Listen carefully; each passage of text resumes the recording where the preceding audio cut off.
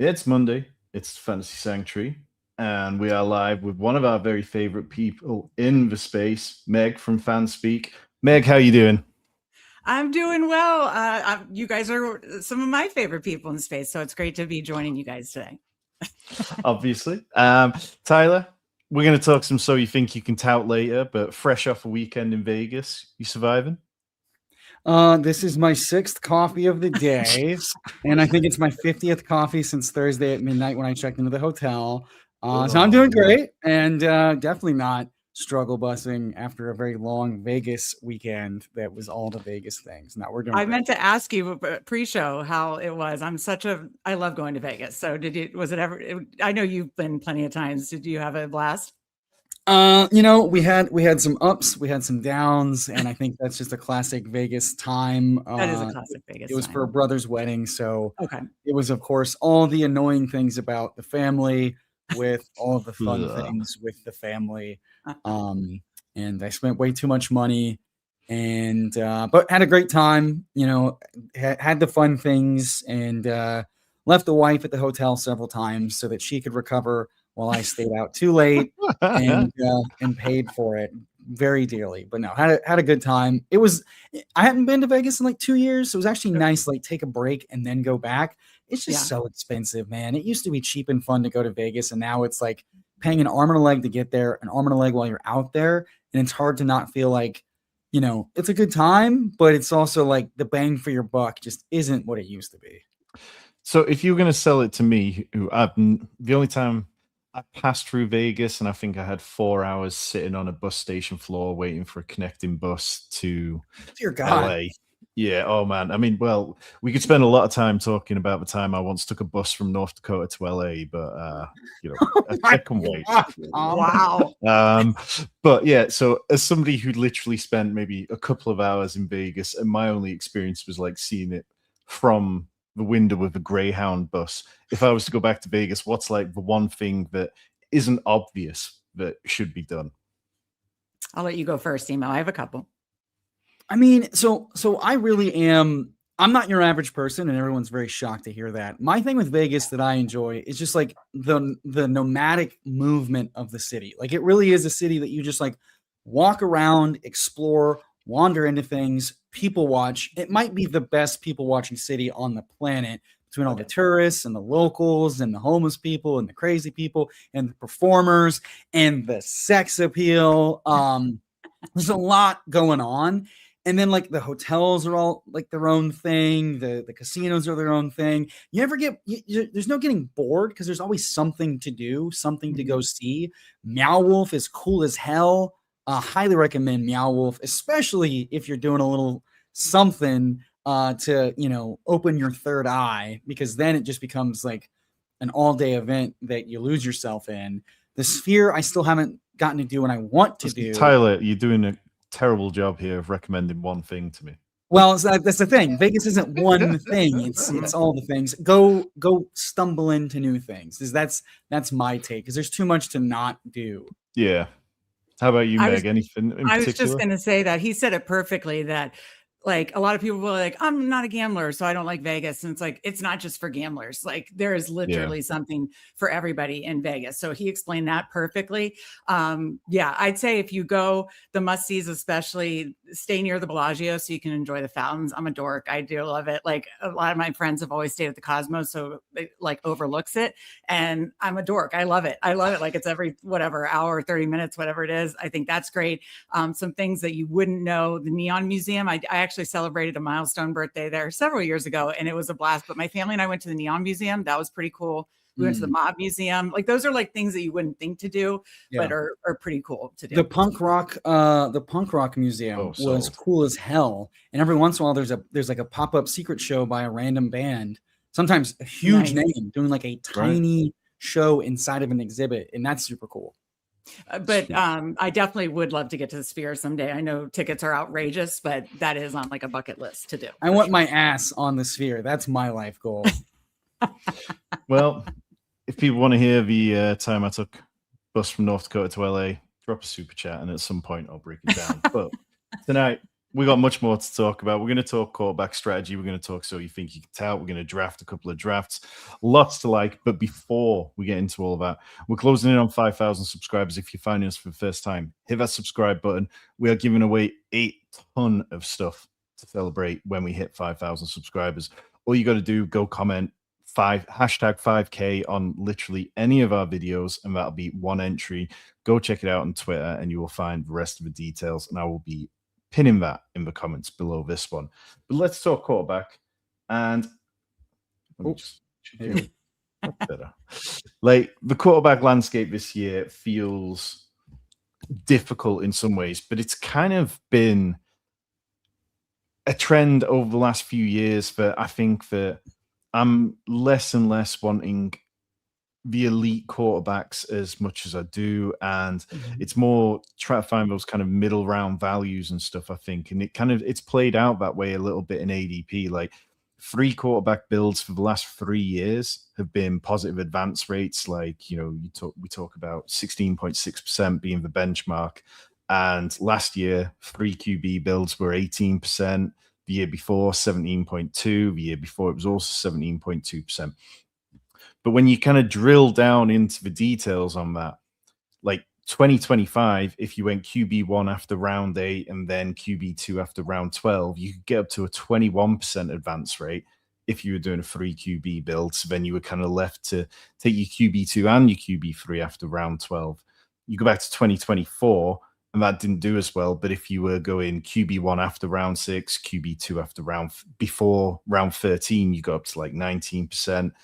2023, if you wait till round 7 for your QB1 and then QB2 after round 16, you got up to like 22% advance rate. So every year we're kind of seeing it's so dependent on which quarterbacks are really popping in this area.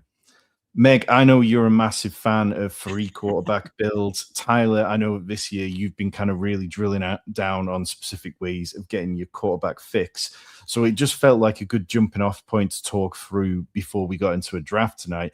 Meg, I've pulled up like the Underdog ADP from RotoViz so we can kind of see it. What's like your ideal approach to getting to these guys at the moment?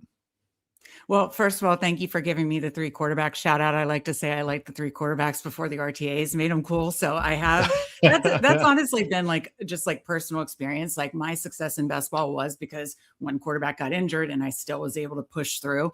You know, again, I think I've written this in a lot of articles recently. The last 4 years, it's anywhere from, I think, 56 to 64 quarterbacks start in any given year. Yeah. So a couple years ago, people were like, it's the quarterback apocalypse. And that year I was at 20, I think that was 23. I'm not sure, but it's like, it does happen every year. And sure, some of those different quarterbacks are because of benchings, but there's a lot because of injuries. And some are season long, some are short term, some are longer term, like Purdy, who then was the guy you needed. So that was my long way to say, I absolutely do love the 3 quarterback builds. And thank you for the shout out. Did you say which is my favorite pocket? Well, yeah. What's kind of like, do you have a particular way of building out from front to back that makes you the most comfortable? Or is there a particular area that you're absolutely going to hammer? I mean, like, your love for Aaron Rodgers has been well known by this point this offseason. Like, are you constantly leaving that 3rd quarterback slot empty, knowing that you can backdoor a stack with Aaron Rodgers later on? Or do you want to make sure that you're kind of hitting this range between like rounds 8 on screen, where you've got kind of Brock Purdy, Jackson Dart, Patrick Mahomes, and then taking a 2nd quarterback in round 10 or so? Or is it really no fixed kind of strategy, just you are going to take 3 quarterbacks through the draft pretty much no matter what? I'm going to take, especially in BBM, when it's an absolute gauntlet to get through the playoffs. I mean, this year it's what, one of 12, one of 14. But it's an absolute gauntlet. You kind of have these stacked. So, you know, I'm finding myself not taking especially much Allen this year, which is really scary. Want to make sure I get some when it's all said and done, and even much Lamar, which is again scary. And I will make sure I have some. I hammer rounds 6 through 10. I usually have 2 quarterbacks in round 6 through 10. And yes, then Aaron Rodgers is great thumbnail. Loved it. Is my favorite quarterback to tack on late, because I think the a chance to beat out his ADP and back in the Mike McCarthy offense is very high as long as he stays healthy. But I'm willing to backstack a third quarterback in that Daniel Jones area. I just think, and I've said this over and over before Aaron Rodgers committed to coming back to the Steelers, that as long as he does come back, he's the only one after essentially Daniel Jones, maybe Bryce Young, that you, not counting obviously injuries, which none of us can predict, is guaranteed 17 games. You really can't make that case. I even worry about making that case for Bryce Young, Geno Smith, obviously the Jacoby Brissett's, Fernando Mendoza's of the world. So that's why I have so much of him. And but I'll take a third quarterback in like the Cam Ward, Sam Darnold, Daniel Jones range. But that's why I do have so much Aaron Rodgers as my third quarterback. Yeah, I think it makes sense. I mean, Tyler, that's not overly dissimilar to what you've kind of been rolling with a lot. But I mean, correct me if I'm wrong, but you tend to be slightly later on first quarterback. Is that right? Yeah, and that's where I've personally been struggling with this year, is that I've really been a proponent of mid to late QB so that I can, like, I do think up until this year, it was such a really underrated way to attack ceiling and get points at an important position, because there was a lot of value there. For years, we've been able to take like really upside rookies like Dart and Bo Nix in like the last round in pre-draft, sometimes in the last round or two of post-draft, like first round quarterbacks. Those guys were free. And it was like, okay, why wouldn't I just take guys who have rushing ceiling coming out of college, but also rookies? That's all changed this year. Like the elites are cheaper than they've ever been. Like the reason why I have more Allen than I've ever had is because Allen almost always started as like a second round pick with like Hurts and Mahomes before slowly falling to the range he's kind of going now in like the late third, early fourth. He's been a mid third round pick the entire year. Josh Allen, the guy who dropped 50 points not too long ago. And then you've got all the mid tier, and everybody's been talking about this. This is the cheapest the elites and the mid tier elites have ever been. You can argue, and I do think some of these guys are overpriced. Joe Burrow, the name value is more than the points per game, but people think of the season long aspect. Daniels, Drake May, Hurts, those guys absolutely belong there. Caleb, a little overpriced, but I get it. Ben Johnson, all that good stuff. Dak finally getting some respect, like kind of, now it's been a month later. But then you've got like the mid-range is the pocket I would normally hammer the crap out of. And it has gotten more expensive. The mid-range quarterbacks are the most expensive they've ever been, because we get to that flat range of the draft.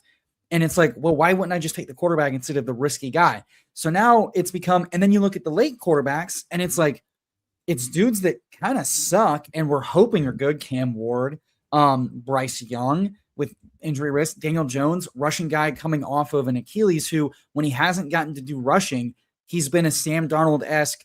Yeah, there's points there, but they're never hitting my lineup. And like, so the reason I've had so much Rodgers is because he's like the only locked in, like a little bit of risk, but it's not a bench risk. It's I stopped caring about football risk, which is a different thing. But like one of the few guys that could start every single game, actually has a more pass-friendly offensive environment coming in, but he's priced the least of the wish casting of all these other guys.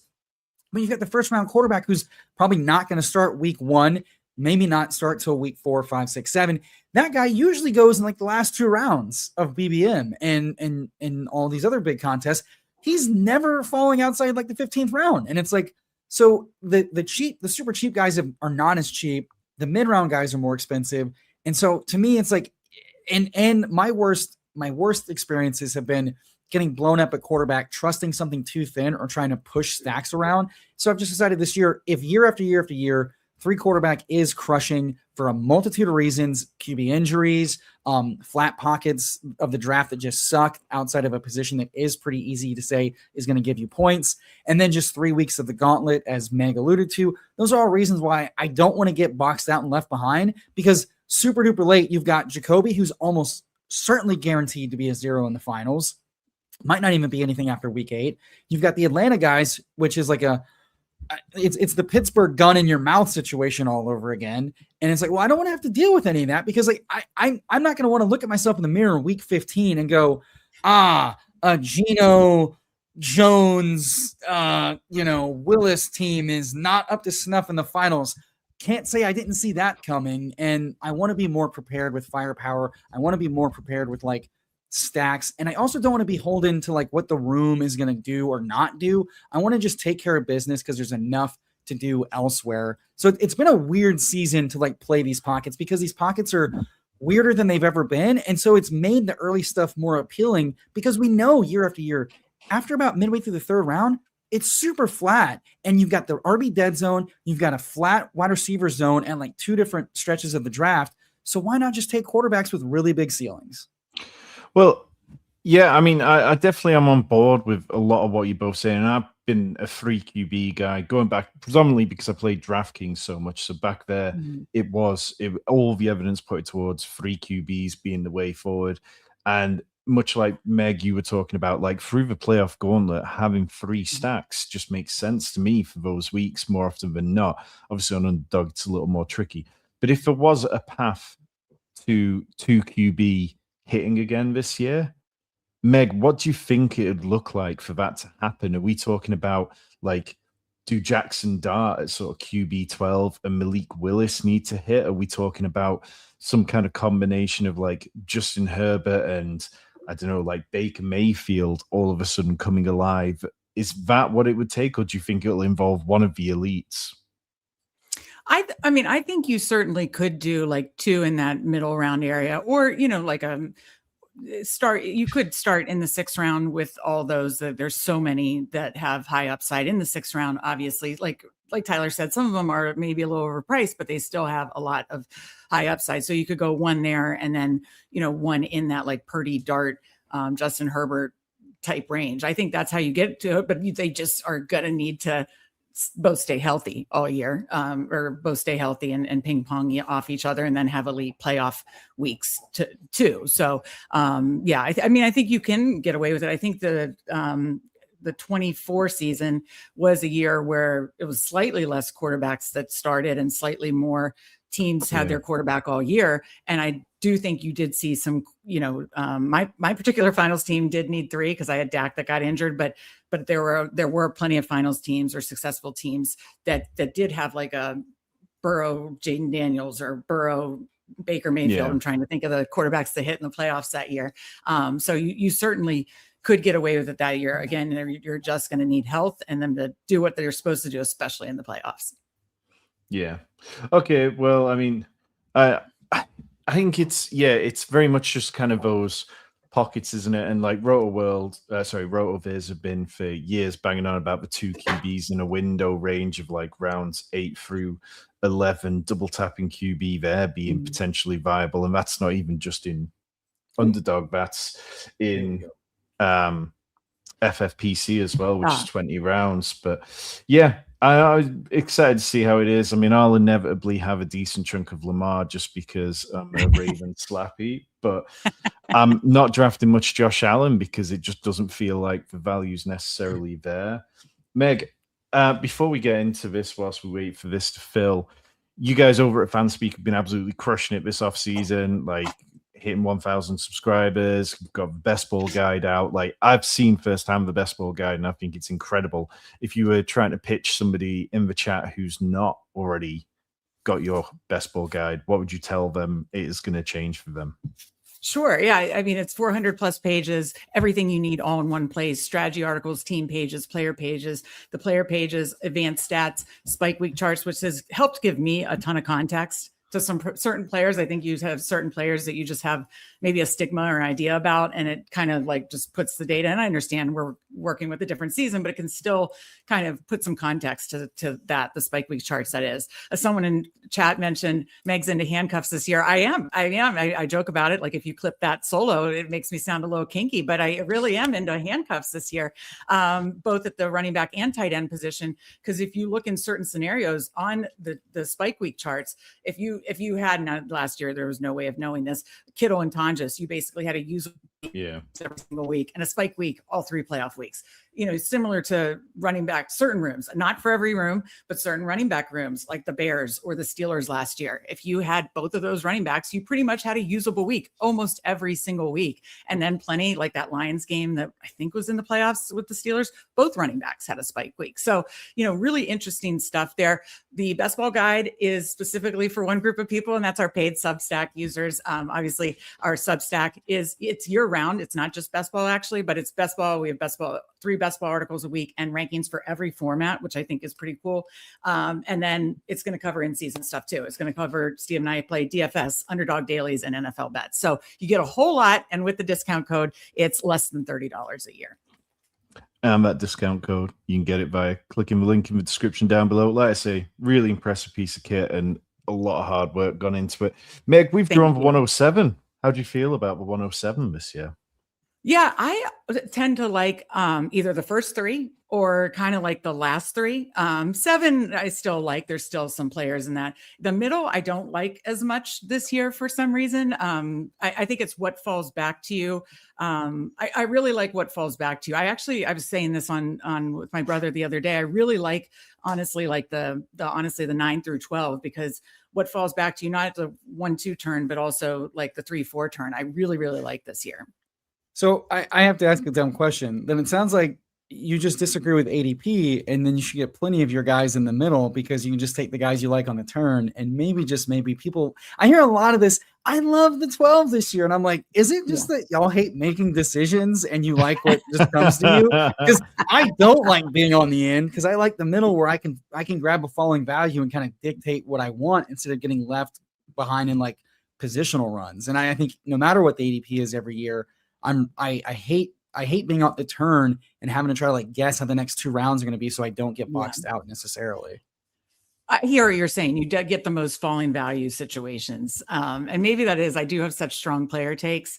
I love either of these, and I throw Lamb in. I'm obsessed with the playoff schedule. So you tell us where we're going with our first round pick at the 7 then. Okay. Let's go with Christian McCaffrey. I think he's just built, he and big dog, Derrick Henry, they're just built differently. I know people get scared, but some guys are just built differently. So, I mean, I think the only reason why CMC is going at 7 is because he came into last year with like the potential heel Achilles injury after getting stem cells. He then gets loaded up with touches.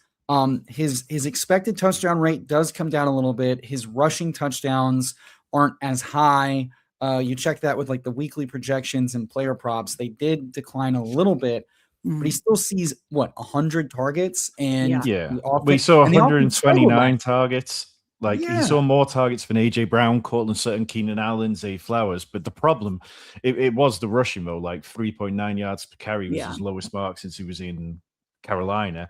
He ranked 48th among running backs with 50 or more rush attempts in yards per carry. He ranked 47th in yards after contact per attempt, 29th in missed tackles forced. He was shit as a runner, it's fair to say, but the PPR scam is worth paying up for. Yeah, even on and I think he does get a lot of high value touches. Obviously, we're touchdown hunting here, and I do love that as well. Where we'd like to go with pick 18. I am a robust girl, and I love Chase Brown, and I also love the Bengals playoff schedule. And of course, Tom, against your Ravens, finishing off week 17 and having a piece of that always feels nice. It does feel nice. Yeah, I mean that game, like. There's been so many different iterations of that game when the Ravens defense has been good. The Bengals have still put up numbers on them. Like the divisional game stuff is always going to be interesting. And I think that those two, as long as Joe Burrow can stay healthy, I mean, we talked about him before and the fact that perhaps he's a little bit overpriced, but like if he can stay healthy, everything rests on that. And if he can play good, because even when he was out there last year, I mean, you're talking about a guy who was QB 15 in points per game, like, I think some people kind of forget that a little, but we've only seen one good season out of him in the last 3 years. I'm not saying he's not a good quarterback, but it just feels like Joe Burrow is very susceptible to certain things that are problematic in Cincinnati. But I mean, I'm not out on Joe Burrow by any means, and I think that stack is definitely a fun one that you can play in a bunch of different ways. Yeah, I want to touch on drafts going flying by. Let's see. They are ripping it in. Where do you guys stand on Neighbors? Like in BBM, do you feel like he could fall more? I mean, I know it can go either way. I think he's fallen the farthest he's going to fall unless he goes on pup with all the recent news of no. Jordan Renan and Joe Schoen say I hate Jordan Renan. I think he's terrible. And I'm like, Harbs and his teams have lied about injuries all the time. I don't trust it. Okay, so one of the guys that I have ranked aggressively high is Ladd. If you are squeamish about neighbors, I would go Ladd or Higgins here. That would be I'm fine with Ladd, or I'd push for Zay for that kind of week. No interest in Zay for a little bit of the week 17. I am not as big on Zay on half point PPR because his touchdowns. That's fair. It like he feels like more like a DraftKings play to me, and. Yeah, so I have him ranked a little lower. Mike Robb always gives us a hard time because we rank Zay so low, but it's really just the touchdown equity. I'm worried about Ladd from the standpoint of just like not an elite. I was the original Ladd Bull. I just want to disclaim that before you slappies come after me. I was the Ladd Bull when no one wanted him as a rookie. Through 2 years, Ladd is just not his target earning and his alpha efficiency just has not been as good as what his price is indicating. I think I do think the McDaniels, Herbert, Love has boosted him too far because I do think there's still a risk that Keenan returns for like a depth perspective. I think there's a risk that Trey Harris and QJ are more efficient in this offense as a whole. And I do worry that like the types of things this offense does just allow more versatility and more spreading of the ball than a hyper-targeted Ladd. I wouldn't be surprised if Zay sees more targets in an equally efficient, equally elite offense. And so I worry about and Ladd's not been like a super dominant red zone guy, but as we're coming up here, we get Tet, Wilson, Emmons, Terry. What do we want to do here at 42? So my Scatabo goes, so we go, let's go Mike Evans and just bet out some team correlation. All right. Yeah, and I mean, as Scott mentioned in the chat, couldn't Evans and Kittle help CMC stopping defenders from stacking boxes? CMC health is my only concern. I think CMC can definitely be helped by Mike Evans and then being able to move the ball better. Obviously, last year the Niners were just so banged up. But just going back to Ladd McConkey, one last point that I'll just throw in because I'm very aggressive on Ladd McConkey this year is I don't think you can underestimate how much of a difference moving away from Greg Roman and potentially losing Keenan Allen is for Ladd McConkey's ability to earn targets. And I'm fully ready for that to potentially bite me in the ass if Keenan Allen does sign back there. But for now, I don't want to get to July and then feel like I missed out on it. That's very fair. I think the other thing I want to just address is like ultimately, and you're investing in good offense. I think you're just paying a slight premium on the talent, but I feel the same way about Garrett Wilson to a similar extent with just a much worse offense. I think at the end of the day, you've got outs for all these guys to matter in different ways, and ultimately this is about who pops in the playoffs and in the finals, and that really just comes down to whoever. We're not going to know who that is. The third round is all kind of shaky and weird, so I think it's all justifiable. I think another reason I want to go back on the CMC thing. Trent Williams missed so much time last year, and Trent Williams is the true engine of that offense from how efficient it is.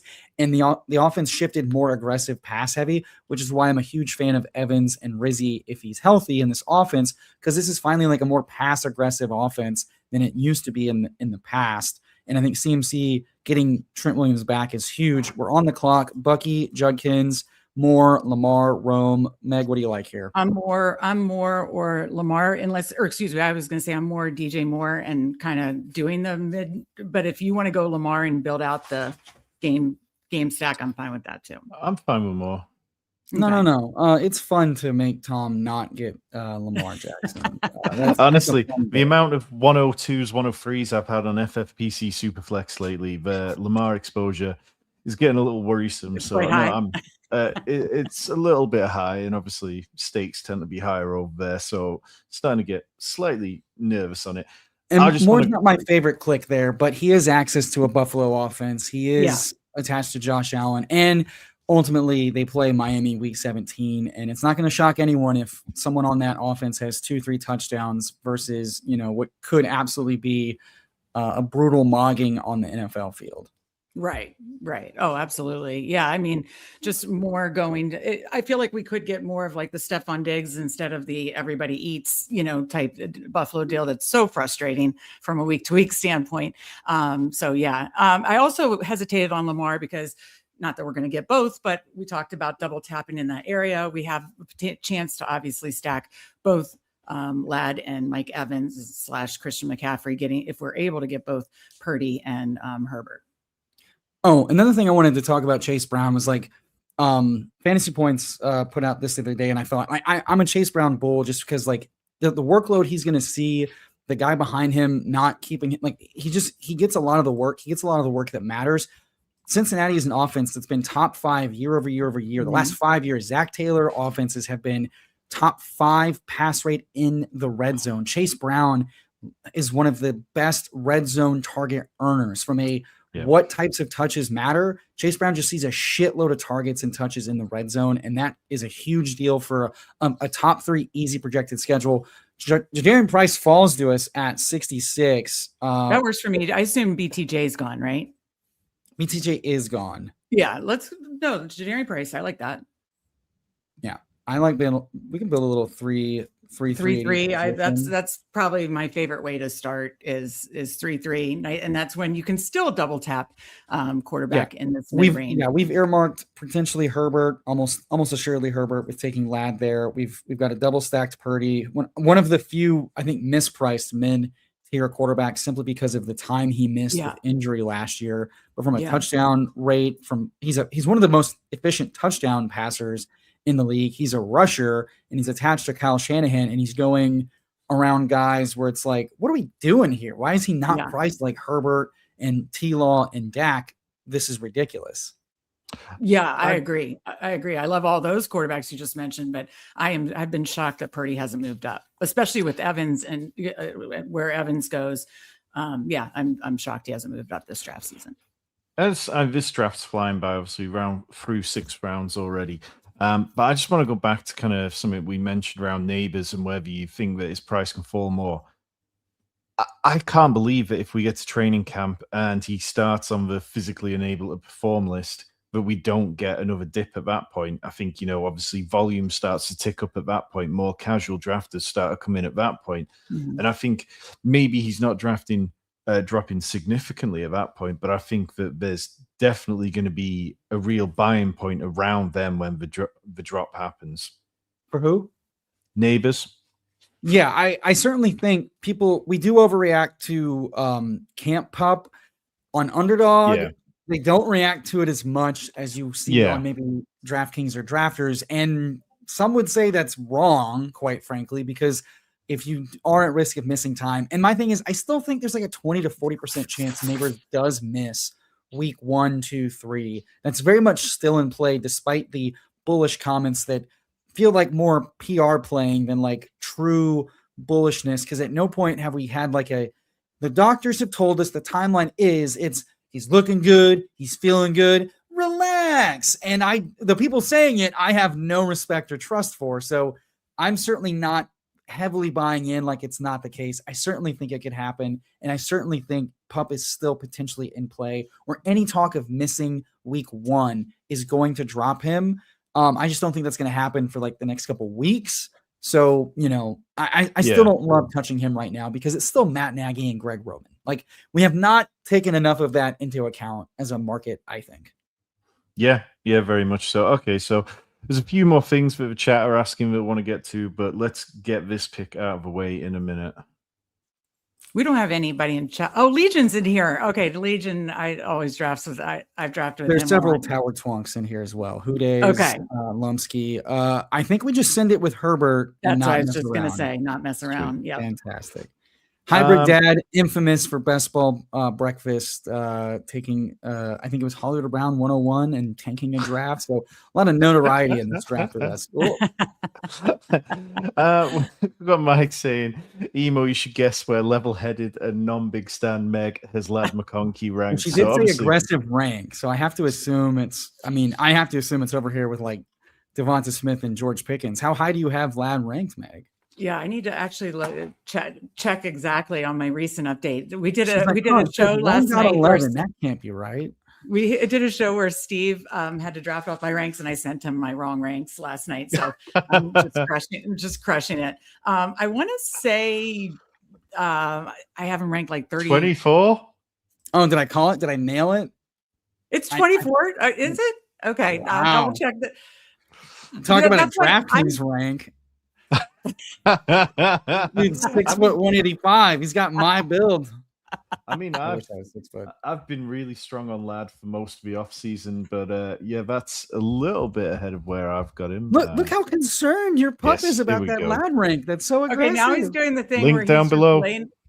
laying on the table. Thank you, Hartman. Appreciate you. I do. Hey, y'all got a great Substack. I really like you and Steve have a lot of awesome success in best ball. You've had a lot of really good takes, stands, analysis. I really enjoy it. And the fact that you can get all of that for just less than $30 for the entire year, the amount of info y'all put in, the rankings y'all do, the amount of volume y'all play to back test these ranks, like y'all got a ton of skin in the game, and I really respect the hell out of that. Do we want to make sure and not mess around with Purdy here double stacked? I say yes. I'm good with that. I say send it. We got the double stack. Yeah. Right. Okay. So we're stacking 2 very good quarterbacks, and we're through 8 rounds. So the question has to be, does this team still need Aaron Rodgers later?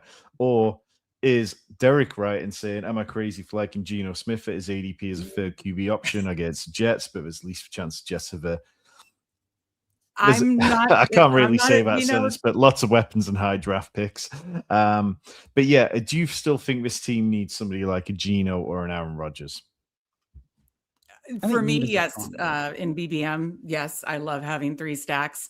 Again, it was Aaron Rodgers. I've told this story a gajillion times, but just an anecdotal story, no data, but like it was Aaron Rodgers that got me. People will be like, there's no way he's going to outscore whatever. Well, if one of the quarterbacks is down that particular week in the playoffs, I was down to 2 quarterbacks, and I had Aaron Rodgers and Herbert in the playoffs in week 15, and Aaron Rodgers put up 31 and sent me to the semifinals. And then I made it to the Bulldog finals, and I had it with still alive Herbert. So, you'd be surprised. And so, yeah. And I'm really, really bullish on Mike McCarthy and the Pittsburgh offense with Rodgers this year. So, for me, we just saw Rodgers drop 40 points last year against Cincinnati. Like he's got it in his bag. He's got it and in his bag. Not nothing if it happens in the final. Derek Carr 3 years ago was a top 3 quarterback scorer on the week. Like a cheap late stack for 1 playoff spike or 1 advancement rate spike is more than most players past round 10 are going to add to your roster. And that's what we're talking about. It's just like, oh, damn. Frog took Pittman. I was hoping for Pittman as our 4th there to set up so I know you like Kenny Gainwell. I also don't mind Brooks. It feels weird to go. But yeah, if you wanted to go first tight end. Don't tell me a name. I'm going to be quiet. I'm good with Sam Laporta or Gainwell. I was going to say Gainwell, but you choice. Oh, you all the haters thought he's lost his touch. Tyler can't manipulate the clock. Eat my ass. Kenny Gainwell, welcome to the team. Look, I was Paulino saying without Rodgers, Pat Frymouth team is dead. Paulino knows. Well, I mean, I was really high on Pat Frymouth, and then we had Nez on, resident Steelers fan, and he was just like, oh, I don't know. I think that it's Darnell Washington season, and that kind of threw me a little because I just expected that he would be part of the Pat Frymouth high. Nez is a contrarian at heart. Yeah. I don't think. Hey, I said it earlier about handcuffs. I've done some where I do like a Goddard Ferguson type, and then I handcuff the Steelers tight end room. Because again, I've seen it in looking at the draft guide, you can do that and basically say, okay, I have Jake Ferguson. I don't know off the top of my head if they have the same bye week or not. And then I have the Steelers tight end room. I think that's like Rams, Steelers. There's a couple tight end rooms that you could just like take to really late because you never know, that. But generally, I like Pat. I mean, he's the pass catching tight end. So I mean, but I have sprinkled in some Darnell Washington, low owned in time box contests right now, probably. So fantastic shout. We are on the clock at 1:14. Our team is Herbert, Purdy, 4 running backs, 3 receivers. Who do we like here at 1:14? feel like we need to keep up at receiver. So I'm fine with Concepcion or Wandell as a run back. If we, Casey's fine. I'd rather bet on KC. Like, more positive OTA reports about him. Wandell, Steve's like super bullish on him, and I trust Steve for all he takes. Yeah, I like Steve and a lot of Wandell. the film bros were high on KC coming into pre-draft. He gets first round draft capital. From a simplistic standpoint, those guys can rocket up boards very quickly with good speak. And to me, the most bullish news I've heard at OTAs is how bad Deshaun Watson looks and how much Sanders is pushing for the quarterback one. Caveat, all the Cleveland quarterbacks suck. They suck real bad. Deshaun might be the worst quarterback as a passer by far with no Achilles. At least Sanders can let it rip, and his bad is like a poor man's Flacco bad, where it's like, hey, at least it was viable for Fannin, who's currently nursing a groin injury for multiple months now, by the way. Yeah. So the first round, and apparently Casey has been doing a lot more of the second team work, and getting a good rapport with Sanders. So I say all that to say the Cope is first round talent. A lot of people think he's really talented, like Steve, who are ball knowers, and they could just end up playing the less shitty quarterbacks more of the season, and that helps the pass catchers, even if it's still a bad offense. At cost, that feels like a very fine click. Yeah, absolutely. All right, I'm just going to click a bunch of people in the queue, and we're going to talk about who we want and be very vocal. Because the VP is fake at this point. I'm fine if either Higgins or Coker or Andrews as like a run back to like a mini. Higgins, a Coker goes. So it would be Higgins or Andrews for me. What do you guys think? I'm fine with Andrews. Yeah, I just think that his path to 6 touchdowns this year is really simple. You look at what the Ravens added. They added 2 later round tight ends. Yes, people are expecting something out of Elijah Surratt, Jacoby Lane. Both had good mini camps, both had good OTAs, and apparently have a good connection with Lamar already. But over the years, I think over the last 3 years, Mark Andrews is like 4th in total touchdowns scored for in receiving touchdowns. Obviously, last year was miserable. He doesn't look like he had a lot of juice in the game still. But he still gets targeted deep downfield, so the receptions that he gets tend to have a decent amount of scoring potential to them. And in the red zone, we just haven't seen Zay Flowers used enough there. Now, that's not me. I'm bullish on Zay Flowers, and I think that the touchdowns will come. But there's such a long history between Lamar and Andrews when it gets to the red zone that at this price, it feels fine. And maybe he's a fringe tight end one, but 6 touchdowns will carry you to that. How have you not mentioned the most fun stat I know you're horny for that you saw this morning, which was that Andrews was the only other tight end all last year that hit 20 miles per hour or faster in the NFL. And you know the play he did that on? It was the fucking fake tush push against the Browns where he reeled out and absolutely took it to the end zone, and that was his fastest play of the season. So, yeah. So maybe totally physically washed, just kind of looking like it. And maybe much like Kelsey, we think the decline is too hard, too fast. But if he's one of the few big guys in an offense that truly right now currently lacks, Bateman's not at practice. He's not taking part in practice. He's not the best target earner.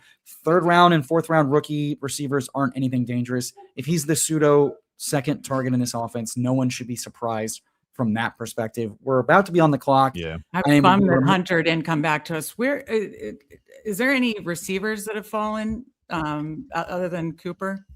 We've got McMillan, Jennings, Naylor, Tucker coming up, and this is kind of where we sit on the board.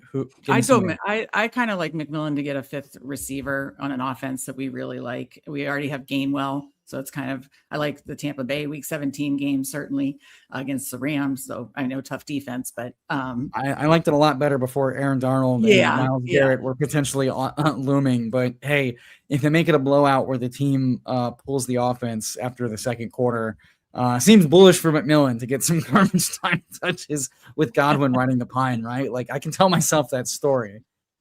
Yeah, no, it's just I am pretty bullish. When we were talking about quarterbacks earlier, I do think Baker's getting a little disrespected this year, and you'll see him go sometimes even in like the 11th round or something like that. So that's another quarterback that I like, that whether he's your 2nd or 3rd, I do like that. So yeah, I felt like we needed our 5th receiver before it got a little too yucky.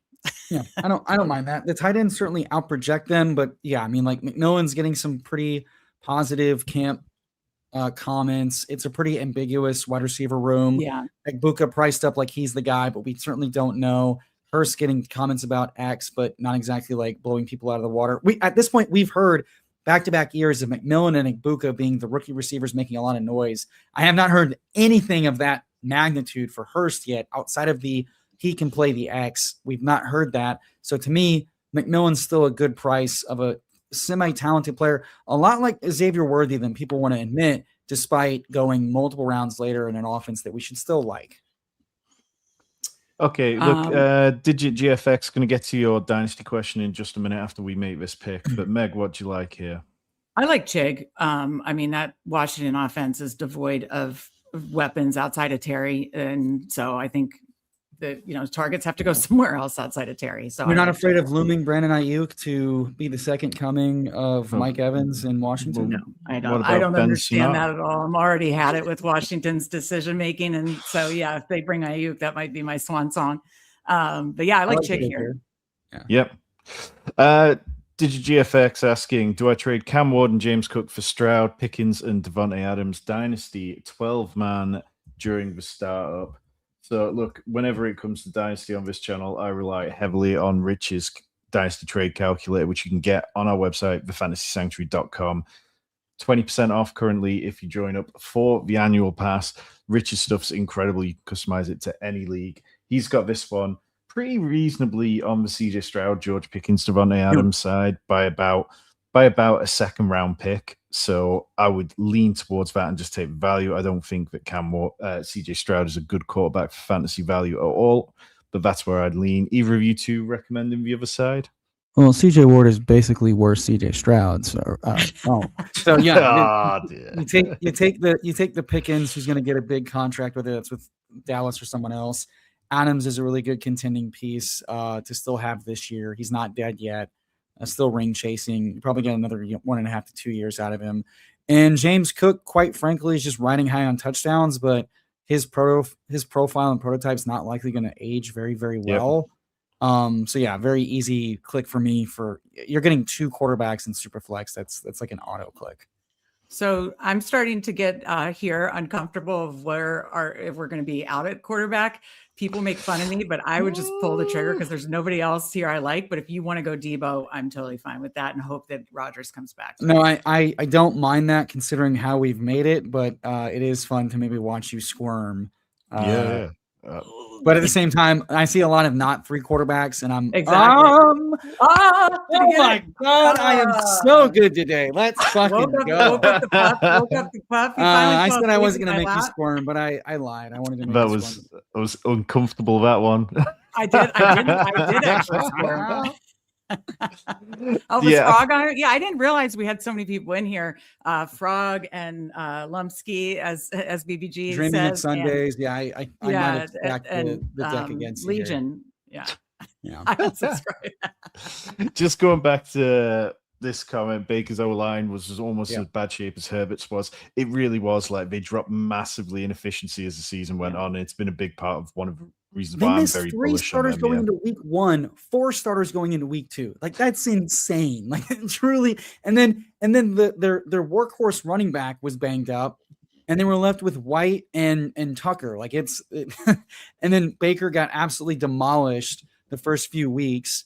And then Emmons gets hurt. And like the offense literally imploded from like a who's healthy, who's available standpoint. It was absolutely brutal for those poor folks. We're coming up here on the 15th round. We are sitting at 3, 4, 5, 2. Is Jeremy? No, he goes later. And I think Jeremy went. Oh, okay. I mean, honestly, I'd pull up Pat Fryermuth, but I'll let you guys decide. It is a yucky area here. Go on, Emo. You just pull it. Man, I am being tested today and not failing a single fucking time. I just want the record. I feel so good about our tight ends. I feel so good about our quarterbacks, and now we just have to hammer a couple more receivers. And one because we're at are we at 3, 4, 5, 3? Great right now? Time to let the audio listeners, of which we have dozens, 3, 4, 5, 3. Justin Herbert, Brock Purdy, and of course Aaron Rodgers. The beautiful quarterback room, no overlapping bye weeks. You got olds, you got youngs, you got has-beens and have-dones. A lot of funness there. CMC, Chase Brown, Jadarian Price at big value, and then Kenny Gainwell, no overlapping bye weeks. You could argue this is a 4 running back room if we really wanted to. Ladd McConkey, Mike Evans, DJ Moore, Casey Concepcion, Jalen McMillions, Andrews, Okonkwo, and Freiermuth. I agree that at this point, all of the draft picks suck. Get the guys you want. Yeah. I have no issue with that. Otten is a fun click. We could have made a 3 Tampa Bay bet, but I do think stacking our quarterback is important. Jeremy goes, which is a bummer, which is not shocking in this room. So as we're coming up here on the turn, where do we like to end this? What kind of a build do we want to end with? Meg, do you want a 5th running back? And if so, where do we start pulling the trigger? I do build for running back to hit the flex, so I'd probably be fine with a 5th running back. But as you said, because the buys are all different, you said for the running backs, you could stop at 4 because we had 4 by pick 1. Yeah. I'd probably still prefer a 5th. I don't actually mind Katron Allen. In the ambiguous Washington room. I'm actually not that in on the Washington offense, but I do think pieces like Chig and Katron can pay off their price. And obviously Terry just getting a crazy target share. So unless you guys have a strong lean somewhere else, I'd say then we can just, there's some late receivers I really like to tack on. I like Katron. Yeah, I'm fine with Katron. Bit of positive fluff in some of the Commanders stuff that's come out since OTAs and mini camp. So makes sense to have a sprinkling. I think with this running back room as well, it works nice enough. I think the fun thing about Katron is that just like he's just as bad or good of a bet as all these other rookies that are going over him all the time. He's in a much more ambiguous backfield than people want to say about a couple other backfields. And Bill currently has been missing with a hamstring injury, and the staff has been adamant that he needs to grow his role in the pass game. I know a lot of the fantasy points guys have said, hey, well, they're talking about running more outside zone, and Bill was the best at doing outside zone. Okay, but then they brought in Katron and said, hey, they said this last week, hey, Katron reminds us of C-Rod, and we liked what C-Rod gave us of just being like a success rate type of guy. Rashad White, I like him enough, but he's also like been phased out multiple times over multiple staffs for not being the total guy. So why not take shots on a guy who can absolutely rise with, opportunity going into camp? I think it's a great click.com. What kind of receivers do you like here late as we are going to round out 2 receivers to end our draft? Sure. I actually think AD Mitchell's fine. I think I actually do like Surratt too. My favorite last round click is Keon Coleman, and just we do have DJ Moore though, and another week 7 bye just for the upside. I don't mind Cooper Kupp in this area later if you just are queuing, but we're on the clock. I'd be fine with AD Mitchell here, just that late of an upside swing. Yeah, I don't mind attached to the Jets offense. Any issue with AD Mitchell, Tom? No, I think AD Mitchell's been nicely valued throughout the whole draft season. I think that you kind of look at what the Jets did, and I don't think they really threatened him. The Jets, it's kind of forgotten about that they were really staunch in how much they wanted AD Mitchell thrown into the deal, where Sauce Gardner went the other way. The idea that after a season where he came in mid-season and hit the ground running fairly well and did fairly well in a terrible Jets offense, I don't think that he's going to disappear. I think that you can make the bullish case where having an off season where he gets time to get his feet on the ground and get to know things and get to know the scheme even better, that we could see his best fantasy season from him so far. Yeah, I'm trying to take a little bit more of him late. Keon Coleman's one I like late, though we do have 2 week 7 buys and we already have DJ Moore. There's just trying to mix the room with floor ceiling. Let me see our room. So we've got Ladd, Evans, DJ Moore, Casey Concepcion, McMillans, and AD Mitchell. I think lots of different types of spike week guys and volatility, which when you have a lot, it's best ball. I don't mind leaning into that at all at this price. I do think we've got enough role players in. If Ladd's not hitting in the 3rd round, we're in trouble already. Evans, we're already betting on that in a 4th round pick. Hey, I'm betting on Ladd being the 2-3 turn guy, and I double checked my rankings to make sure Mike was right. Mike is right. So who do we like here as our last click? I'm just queuing guys up to pull up. Is Kupp still there? Just as I think Kupp went a while ago. Yeah, Kupp already went. I know you said Surratt. So I'll just put him at the top. Give me a name. I'd say Surratt, but what are your lean?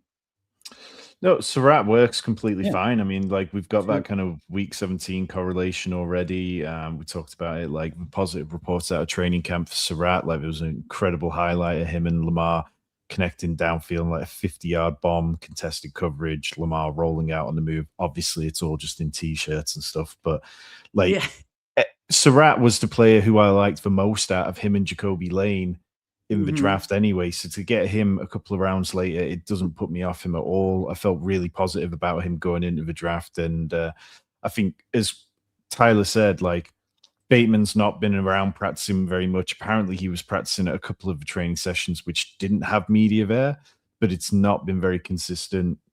We've really only had one good season from Bateman across his career. So I'm more than happy to take a dart throw on Surratt there. Well, that's why I was going to ask, where do you and Rich stand on Surratt? Because Steve's in chat talking about Katron. There's not a ton of rookies I like, but I am leaning into some of the rookies that Steve likes. Concepcion, we got all of them actually. Concepcion, Katron, and Surratt are probably three of Steve's favorites. He could correct me if I'm wrong, but he said Surratt reminded him a lot of Cooper Kupp, Keenan Allen, just that precise route. He's not going to blow you away with speed or anything, but just that precision route running. We were all Surratt guys pre-draft and very disappointed at his landing spot in draft capital from a true nut outcome week one. But I do, like, as Tom alluded to, like, it's an ambiguous wide receiver room. Surratt looks like a guy that is like can operate inside and outside. We've seen this team rotate wide receiver 2s and 3s. So just from an opportunity perspective, I think they just lean into who works the best. I think Doyle brings in some fresh perspective and fresh like philosophy with this room. He's not like the whole staff currently there besides the GM is not beholden to Bateman. So I think like outside of Zay Flowers, it really is up for grabs who can be wide receiver 2.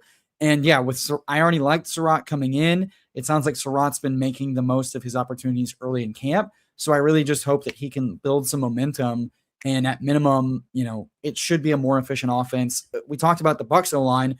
Baltimore had equal awful injury luck. Again, no shock to a Harbaugh team of just like going too hard in practices, losing a lot of O-linemen, losing the quarterback, having a lot of injuries. The whole team really struggled with injury. So the bounce back really is underrated for what the Baltimore offense can put up. And I don't mind taking multiple shots on, big touchdown games. This team has given us random Tez Walker and Tylan Wallace spikes. I don't mind, a fourth round rookie that I liked a lot from a route running perspective who kind of had like playing comps to Monroe and Cooper Kupp. Those are names I like to hear, and it's a new staff with a lot of new opportunity. Yeah, absolutely. Like the biggest bull case for the Ravens this year is just simply the Ravens were terrible in the red zone last year. Like the only quarterback worse in the red zone last year was Jackson Dart. And part of the reason for this was Lamar was sacked at one of the highest rates in the red zone. He also had his receivers also dropped passes in the red zone at the highest rate in the league. So everything kind of worked against him. He obviously was responsible for part of it, but the receivers didn't help. The offensive line didn't help. They go out and bring in a big, massive guard. They bring in Elijah Surratt and Jacoby Lane, guys who they said they thought could be helpful in the red zone. So, if you can get 3-4 touchdowns, 2 spike weeks or something out of these players, I'm absolutely good with that. Yeah, and I feel like a lot of times I do a lot of 3-5-7-3, and in this, I think it was built for the running back to hit the flex. So we just really need most weeks, I'm guessing, three of those receivers to hit. So I like the way it turned out. Agree. I think we got a good question here in chat from Chiroth about how do we square that Baltimore clearly valued Lane higher, but Surratt ADP is higher. So I mean that's a fair critique, except for the fact that their ADP is essentially who's gotten taken more in the last round lately in the last week or two. I really do view and again, with Baltimore, even we've seen this organization take a tight end higher than Andrews, who didn't break out and wasn't the guy. We've seen this. We've seen ADP outside of the first 50 not really matter. I think it's very easily explainable that they were confident Surratt would be.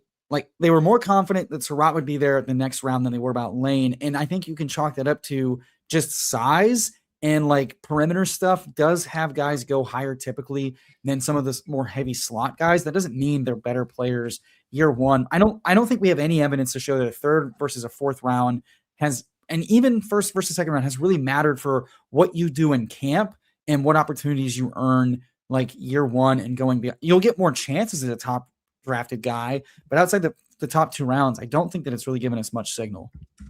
Well, yeah, and I can't find the exact quote, but I'm sure that the Ravens said they had a third round grade, a high third round grade on Jacoby Lane. So then it just kind of comes down to, all right, yeah, they definitely believed in him, but did they know that Elijah Surratt? Were they expecting Elijah Surratt to go soon after him, and they just had certain analytics that they lent more towards on Lane?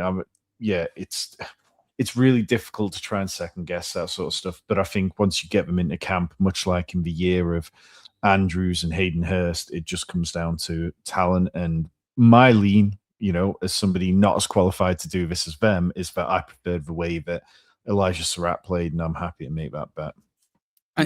Either guy mattering or not mattering is just not going to really, the short answer is Surratt caught an 80-yard touchdown in shorts. That's why his ADP is higher right now, because we're overreacting to any shred of news that's happening. One shred of news I did want to break here in case people missed it, because it did happen very quietly. The Denver Beats wrote an article about players and revealed that RJ Harvey got labrum surgery, that he injured his arm in the championship game. We have no idea when that surgery happened. We have only been told he experienced a torn labrum. He had surgery to address it. He has not been taking much part in OTAs, but he has been practicing with the team. So very vague about the timeline. I looked into it. It's a minimum 4-month injury, maximum 8-month. Median is about 6 months to return to practice and play for NFL players. So it really is important on like when this surgery happened, and it's the second injury on the offense, including Bo Nix, who like has happened this offseason. So I expect Harvey to continue to fall a little bit with the injury news, and I'm not too worried right now. But hearing about an injury for the first time, much like C-Rod a couple weeks ago, not knowing the severity or the timeline is definitely something to keep an eye on and be wary of, because sometimes those things linger a lot longer. And I think there's a little bit of risk now that RJ Harvey could potentially miss early in the season if he got surgery outside of February and it's a 6 to 8 month return, tail end return. That feels like something that a lot more people should be talking about. Yes. Yeah, I did not know that news. So that was breaking news to me. That's what we do on this program that no one watches. So 3573, Justin Herbert, Brock Purdy, Aaron Rodgers. I kid. CMC, Chase Brown. I'm making, Tom and I are making so much money on YouTube memberships. Oh, I love 5 Chase figures. Brown, 5 figures, baby. Janarian Price, Kenneth Gainwell, Katron Allen. I mean, I think we hit the nuts on like projectable volume, target upside ceiling. I think San Francisco and the offensive line can have a big bounce back. We talked about Chase Brown, who just, his single week ceiling is a top 5 running back, and he's a really nice lever off of Higgins and Chase in the finals. From that standpoint, an undervalued first round running back who the news on Price is that he's having to earn his role as a rookie, which is not shocking because he's already starting to get more work with the first team. And I am not scared about George Halani, and neither should you. It's ridiculous. He could be a bad prospect and still get a shitload of work in the 6th round. That's more than fine, especially if they absolutely beat teams up on defense and he just gets a ton of carries. Kenny Gainwell continues to pop in OTAs. He was a RB9 in explosive play rate last year, real receiving chops. Zach Robinson has fed running backs a lot of design targets. So a lot of opportunities still with Bucky returning from camp, but a lot of talk about a 1A, 1B type of situation. Katron Allen, it sounds like everybody's in on, hey, he beat out Singleton in college. He's in an ambiguous backfield on a fun offense. Why not? Lad McConkey, top 24 pick on Fanspeak. Go subscribe with our promo code for under $30 a year, but some awesome ranks, some really awesome player discussions. It really is an invaluable resource. Mike Evans, DJ Moore, Casey Concepcion, Jalen McMillans, and Adonai Mitchell and Elijah Surratt, Mark Andrews, Chig Okonkwo, and Pat Freiermuth pulled up to complete the Steelers stack Rogers on the thumbnail, Rogers on the team, Rogers in chat. Meg, how do we feel about this team? I'm feeling good. I'm so glad that we did get the Rogers stack and pull it up. I think that was a perfect example of like in that area, there was not really anybody else I had to have, or I thought we had to have. So that's why, and you made a good point earlier about like where I like on the board. Sometimes you should just go get your guys, even if it is earlier in the draft too. But I really love each room a lot. I think the weakest room is the receiver room. However, again, I think we're building it for the running back to hit the flex, and we just need 3 receiver scores to pop each week. And if Evans and McConkey and Moore stay healthy, I think that has a good chance. And we have some nice spike week guys outside of that, really stacked up. There's even some skinny, some bringbacks in playoff games we like. So I really, really like this team. And happy with the 3 quarterbacks that we got, happy with the stacks we got, especially. Underrated point is we also built a tight end room that's more than capable of filling the flex as well. Like Andrews from a touchdown perspective, Chig with a target earning perspective. I know it's not Cliff Kingsbury, but Chig could really see a ton of easy volume as the like pseudo second receiver, because there's a lot of talk of there's speculation with the Washington Beats that they could go get a wide receiver 2 that's not Ayuk, or they just rotate the guys they have, which is Burks, Jalen Lane. And those are just absolute jags of players. And if White's not seeing like a 12+% target share, there's a route for Chig to earn, 90 targets on the season. And that's huge opportunity given his cost. Yeah, we saw what obviously Ertz did the last 2 years before his injury.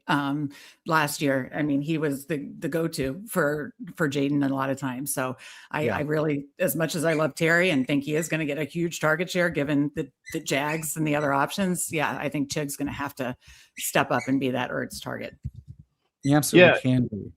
It's definitely a team that's different to the kind of ones we've been building lately, Tyler, which is one thing I love about it, because this lull at this point in the off season, we're through the majority of the news until training camp. We're through the majority of contract extensions, that kind of stuff, until training camp opens. And I always feel like this time of year is the time where it's really easy to fall into just building similar teams, taking similar players. So building it this way with these players, I'm intrigued to see how this one does. I feel like, Meg, a couple of years ago, we had quite a good team on one of the shows that you drafted with us. Yep, we sure did. So let's run it back. I really do like this team a lot. We always end up with Herbert and Ladd on the teams we draft, is what I just realized. 2 years in a row of all of the Meg and Sanctuary teams have Charger. What could go wrong? Really? Oh, we had that last year? Your memory's insane, man. Like I remember things that don't matter, so I get yelled at by my wife. That's really my calling card. Well, Tyler, like we've probably got to, before we get into another draft or anything like that. No, I mean, we got to talk some. So you think you can tout, Meg? What's your kind of being a viewer and being removed from the competition and just being able to sit back and enjoy it? How this have you? Is a fan, yeah. How's your kind of so you think you can tout experience been? Good. I'm obviously rooting for the Toxic Tower boys, for sure. I'm rooting for both Tylers, of course. I was really entertained by this episode and the whole Survivor element of it. Obviously, that's really hard for Pete and his team to do when you're not live, on location or anything like that. But I think they pulled it off. I thought this week was really fun, and was happy that the Tylers were safe thanks to, there was with all the immunity stuff, Michael O'Hara and the teamwork and that kind of stuff. I'm sure there's so much behind the scenes that Tyler can tell us, but as a fan, I really thought this episode was fun. And I personally think the right 2 people went home personally. One of them, certainly the right person to go home. I like Neil. I think Neil had a lot to offer from a data perspective. And one of the guys I'd like to have on here or the tower at some point to talk the hardcore data at some point. I think he'd be a great guest. I just don't see. But he definitely, I think he was one of the few guys left where it's like, you really see the need for reps. I think you could certainly make the same case for a couple other guys, but I think that they also they all have a similar type of they need more reps, but they also bring something really interesting and different to the table. So it becomes, what do people want out of that? From a fan perspective, it seemed like a lot of the diehards in this space we're pulling for a data guy like Neil, but then Yeah. you've got a data guy like Cups who's got the extra Yeah. juice Yeah. to put on He top. does have the extra juice for the small girl population. Easy on the eyes too, and doesn't hurt. You know? He's certainly cramping my style as the apparently the pretty boy nepo that I'm earning around here for sure. But yeah, it was a weird week for the show. It's like 2 weeks though for the show, right? Yeah. I definitely felt that watching Neil tonight. It's like Neil's opened up so much over the point of the competition and really try to be different and try to kind of embrace it. And it's brought out a great side to him, and hopefully that kind of helps him figure out what he wants to be on camera, what he wants to do content wise. And it's not that, the hardcore data thing can't work, but it is understanding how to present it in ways where it actually becomes entertaining, where it becomes engaging and stuff, because otherwise it can just be a really tough watch. And I mean, Leone's kind of talked about that over the years as well, of like trying to find ways to make data engaging. So I hope Neil does well. I think that he's gonna definitely put out some of the best database and analysis type stuff of any of the people that we've seen in this competition. But like, how Tyler, like, just getting into the nitty gritty of it, like there was a lot of crying that went on this week. Like there's a lot of people crying, like, if complaining. Apparently the Toxic Tower, you guys have a fan base so incredibly dominant that the other team just never stood a chance. Now that is the only accusation that's been true. We and you know what? And that's, I do want to, let's address everything. Consigliere asks, let's just start from the top. My God, so much crying. Kamish crying about EditGate. Wham. Tony crying about not getting invited on the tower. Buddy, the tower has had so many cold DMs from, and look, I'm not trying to be derogatory. I'm not trying to be offensive. A bunch of nobodies to the space saying, where's mines? Give me screen time. Buddy, you haven't earned dick yet. No offense. Like, we've barely had anybody on the tower. The tower is literally about the three of us. I've not been on the tower. Yeah, you haven't been on the tower, and you're the puppet behind, the puppet master behind the scenes, pulling all the strings. Like, I am the show. So I basically begged this week. I was like, "Can I join you guys?" And I'm excited to have Meg on the tower, but it's like the tower is a very different type of show, and we try very hard to like make it work, because it's very obvious when the chemistry is not working on the tower with someone else coming on. We've seen that with a few of our members. We love the members, but like ultimately. And someone that's been in the space and like gotten passed up or gotten derogatory comment, it's just like, look, act like you've been here before. The whining it's sad, it's cringy. I'm cringy because I make people uncomfortable, because I can take it to the where it doesn't want to go and make things weird and uncomfortable. But I'm never complaining and crying publicly. And I think it's a bad look for everybody. It was a bad look for Tony to cry about PPR and I fucking with him, knowing so to bring the people behind the scenes, and let's start from the top. Hilariously, PPR Tyler misses our first team meeting. Like the day after we find out the competition, the five of us who have no schedule, like our schedules are all over the place. You got Nathaniel who's acting. I can't be here for this. I can't be here for I have rehearsal. I've got a show. I've got real work. A couple of the guys, like PPR Tyler's got like, flex schedule stuff.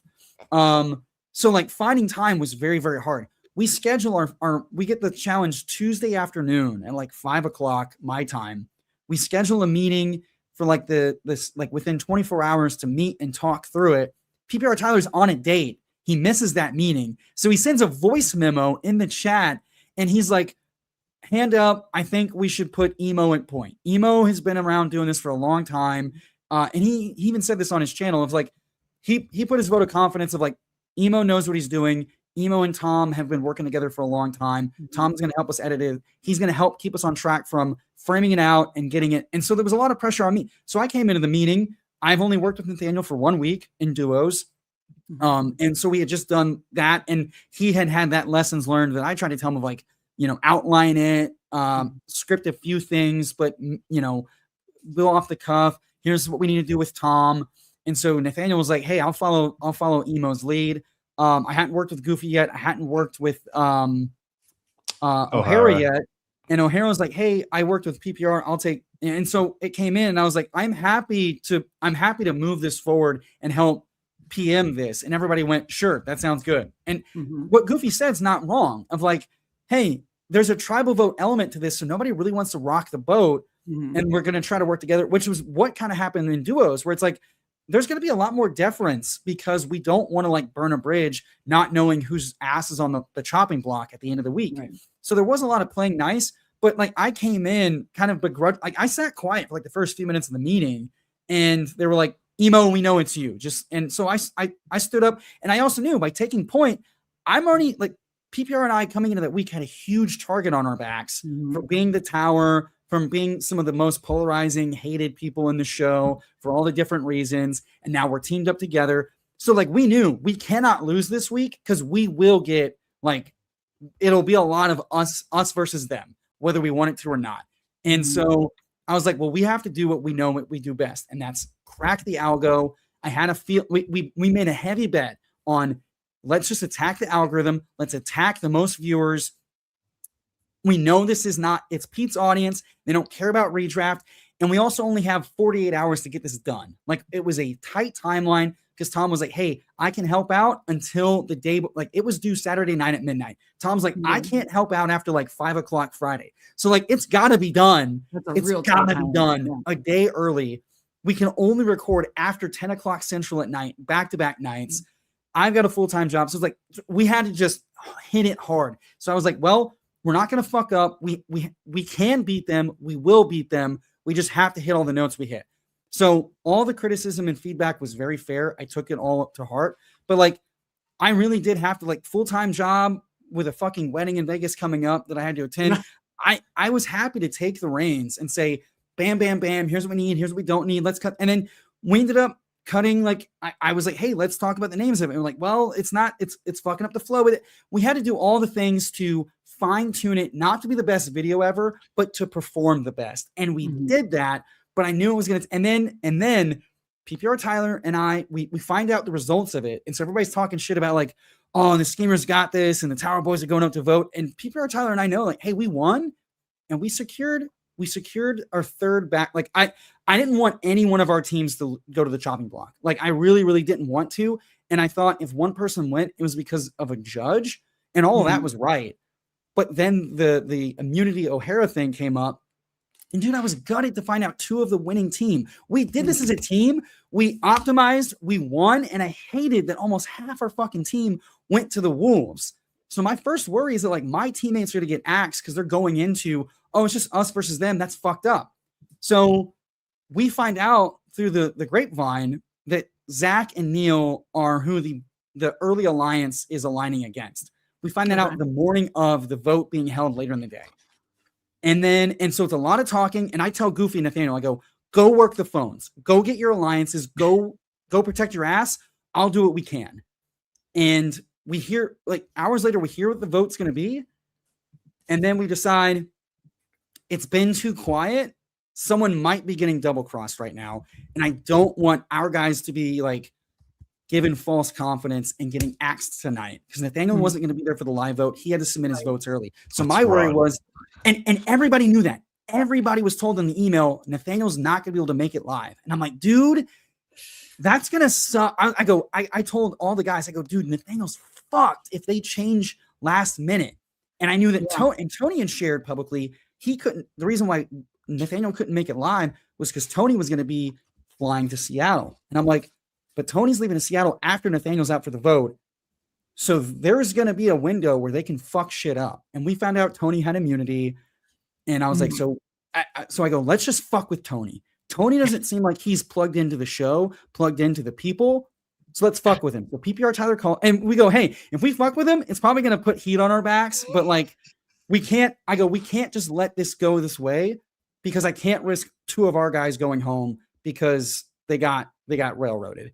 And so Tyler gives him a call. Tony, basically stonewalls him. We hear from the other alliance that Tony's already crossed them on the original alliance they made now that he's got immunity. So I go, I knew Tony was a rat. I knew Tony was full of shit. And so I throw it and I go, all right, PPR, you called him. I'm going to throw a grenade. So I throw the grenade in the DM that he screenshots like a little pussy. And I know. I can't believe that ended up on the show. Yeah. And so I send it because I knew Cups was safe. I knew what Alliance Cups was part of, and I knew that he was protected. I didn't know about the immunity thing until going into the vote, but I was like, no, Cups is part of the alliance that is pushing Zach and Neil out. There's no way he aligns with Tony. I find out Tony's not even working the phones. So just to fuck with Tony, and it ends up fucking with Kamish too, which I was fine with, to be quite honest, because like those two think they're so in control, and pushing them off the rocker to not be in control made for great TV and made for me to feel good, because we weren't going to be a part of the vote. We weren't going to know what happened unless anybody told us. And then they all agreed to ice us out because we tried to sway the vote. It's like, you voted exactly who you said you were going to vote out like 10 a.m. the day of the vote. I'm sorry you're too soft to deal with a couple of Tower Boys fucking with you. But it's also very funny that, like, I mean, that's the thing. But yeah, so I want to share the tea because that's what the viewers want. The viewers want all the dramatic bits.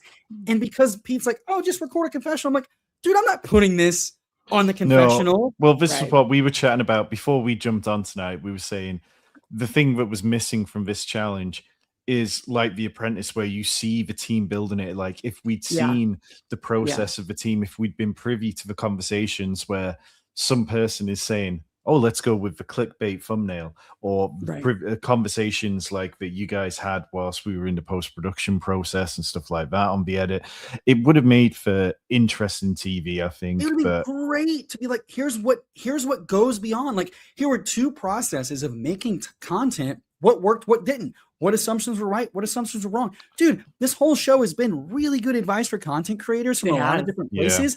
Yeah. The making of this would have been a great actionable way of like, hey, here's doing what it was such a great lesson for like the schemers went, oh, clickbait works. And that was showing their, like, no offense, showing their ass of like, it was naive in this space. It's very naive. And you had a bunch of us, like, you know, PPR and I, and with Tom, like, we're veterans of the space compared to these guys. And you saw us completely whoop their ass of like, this is how to execute in, like, this matters. This shit matters. What you think matters doesn't. You're outside, you're in the wrong bubble. And I think we missed the mark as a show, getting to like talk about that process and how to optimize those things. Flock talked a little bit about it. Ron talked a little bit about it, but like really this was like the nuts and bolts of like how to create content in different ways and how to package it for an ever-changing YouTube, with the evergreen stuff being lean on what's working, challenge your assumptions based on what's recently been working and what hasn't worked in a long time, but you think is working. Like that, I think that would have been a great thing to highlight. Even down to just hearing after you've done those bits about what you thought went well and what you thought didn't go well, because, you know, I sent the video to you guys and there was a lot of conversation between you guys about what was working, what wasn't working, what there was time to fix before I went off for the weekend and disappeared. And I imagine that there must have been similar like detox chats between the other guys when they finished their stream about what they felt went well. So yeah, I mean, on the whole, I think it's amazing. I think it was a lot of fun. I'm excited to kind of see what's next. Meg, what does the show need, Meg? What is it missing from your perspective as a viewer? I feel like there's something missing. And I think it's just all the confessionals, obviously. But like the confessionals and the talking bits, I think, are what's missing. But from your perspective, what would really take the show to the next level, I wonder? Yeah, I think it's so hard to. Okay, Rudy, you're not getting on the desk. I think it's so hard to get on the desk, Rudy. To do virtually. He has such strong opinions right now. You know, the virtual element, and I think maybe what you said of like having those behind the scenes and then being able to maybe edit like some of your guys' meetings, like that kind of stuff would be fun. Because other than that, I think they're nailing it with having to do, because obviously all these reality shows are on location, you know, so they can get everything, whereas they have to. But I think that's a great suggestion to like you said, force to get a little bit more behind the scenes of the interactions. Now it sounds like next week's 1v1 v1, but like in this team element, that from the viewer would have been fun to see, and maybe for his future seasons being able it would be able to be cool to have in future seasons if he keeps going with this.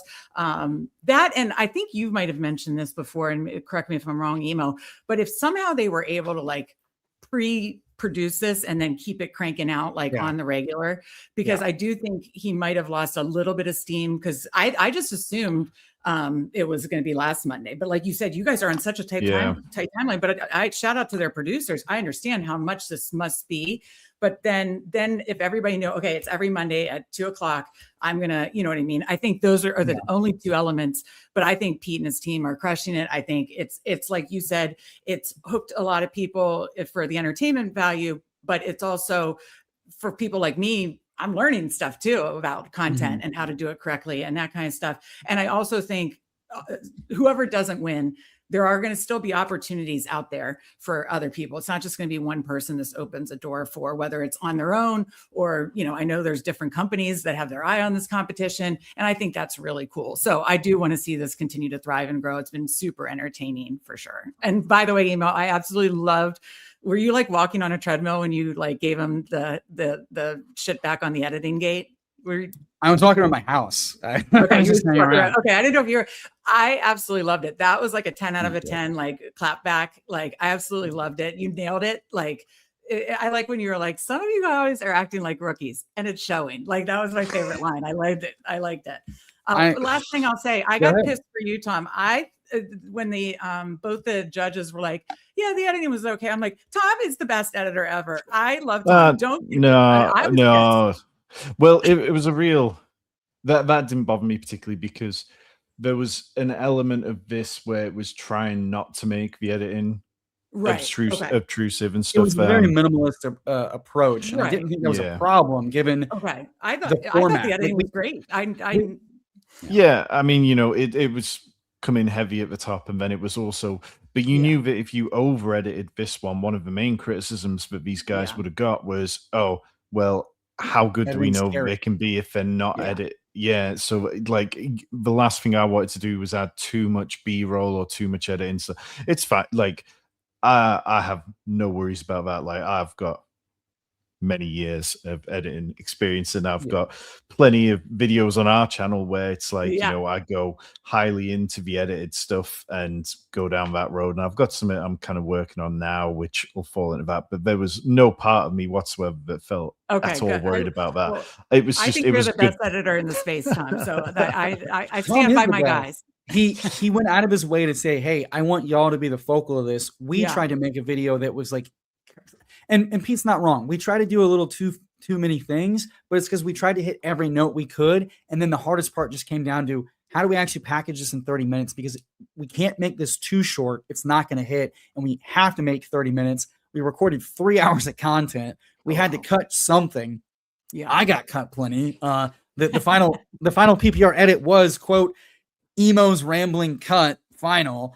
So like, but we wanted it to be minimal. We wanted the editing to be like a cherry on top. Yeah. We also wanted to make it not heavily edited because, again, Tom had only such a window to hit. We only had so much of us all available to, give input to that. So we needed something that would be quicker to get done.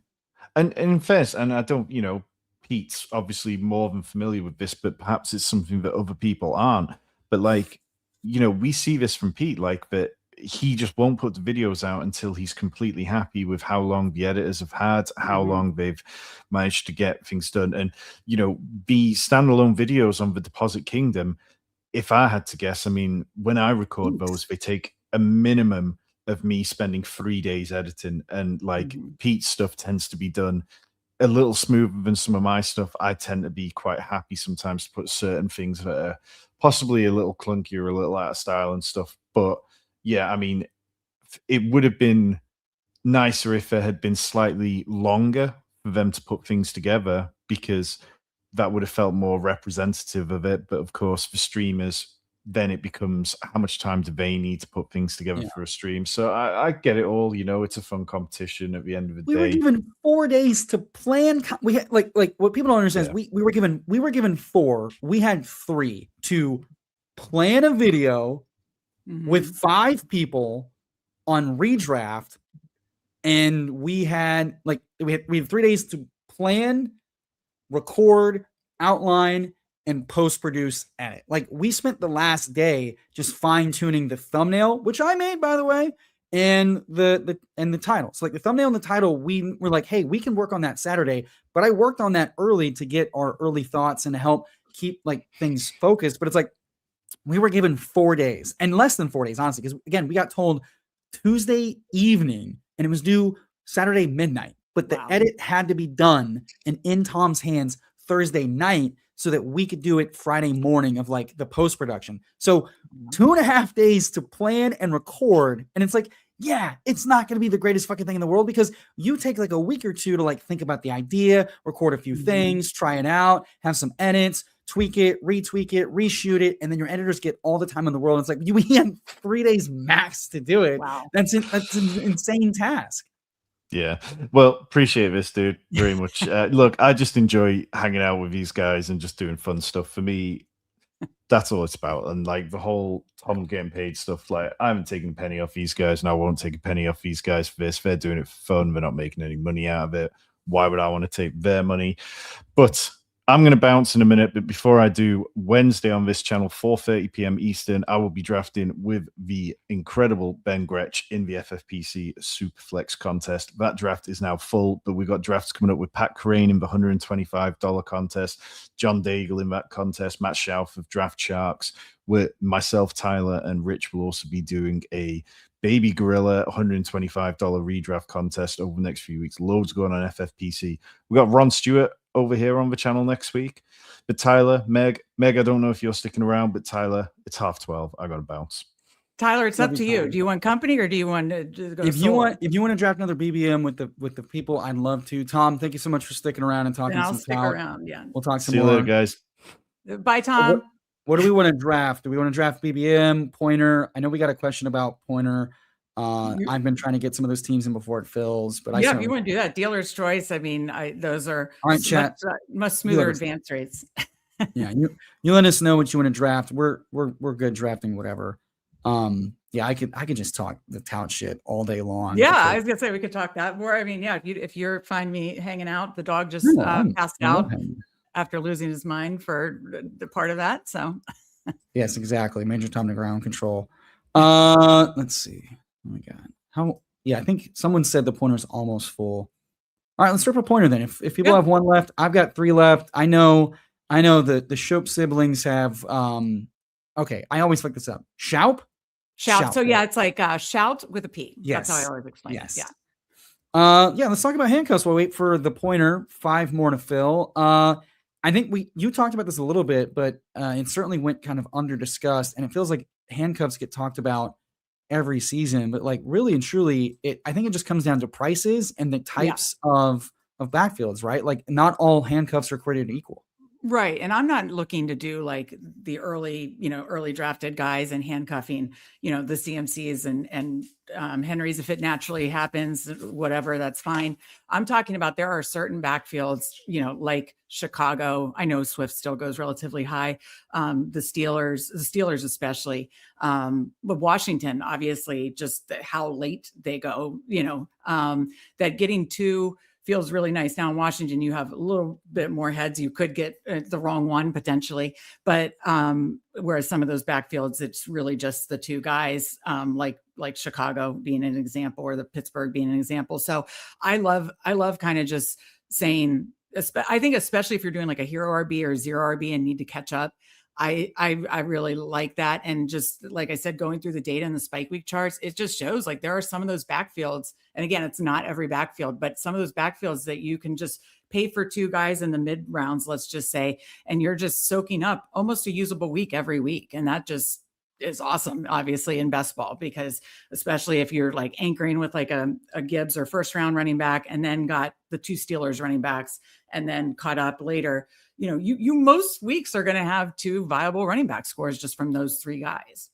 Yeah. I think an underrated way to do that is like they're going to be backfields that are basically useless for fantasy. They're like low scoring offenses that split up the work that's not, and we get hilariously enough, you said on our BBM with Tom, you hated middle round picks. We get the 6th pick now in the pointer. For those that are not familiar, the pointer is a 7-entry max contest on Underdog, 40K to first, 2 of 12, 1 of 6, 1 of 3 for 188 seat final. Pretty flat payout. Seemed a very fun contest, quite frankly. Very fun advance rates for sure. Yeah. Yes. Yeah. Very fun advance rate. I got to miss out on the 11 of 12 advance rate Frenchie Friday last week. Yeah, I missed that one draft too. in Vegas, and everybody got to just do whatever the hell they wanted in those drafts because it's just, everyone advances. But I know people are going to get screenshotted in that contest. If you're 12, you're getting flamed, and I expect that.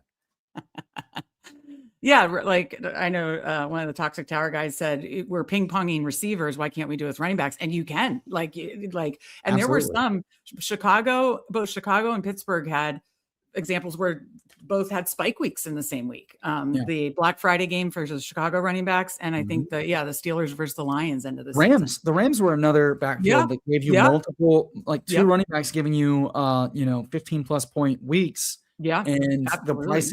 the prices, I mean, Corum was like a 18th, 17th round pick last year. So a very, very cheap handcuff to an affordable RB is and again, these are good offenses that are overachieving on either pace of play or touchdowns. And any given week, you might have one or two of them hit your lineup. It's not a bad click. JT, CMC, Amon-Ra at the 6. Tell me who we're taking here. We'll mix it up either JT or Amon-Ra. We took CMC last time. So if you want to take the value, just go JT. But I do like Amon-Ra.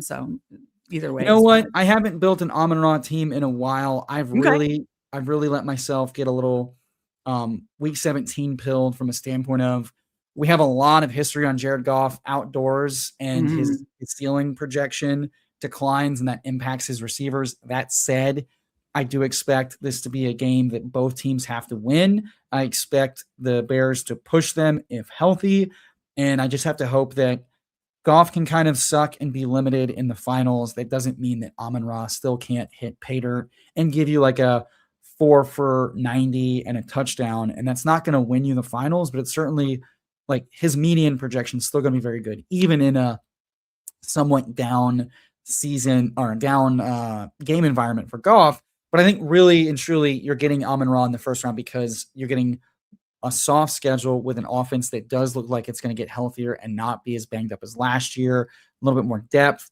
a new OC. You've always got Daddy Dan Campbell and behind the scenes to just take over the reins and make it work.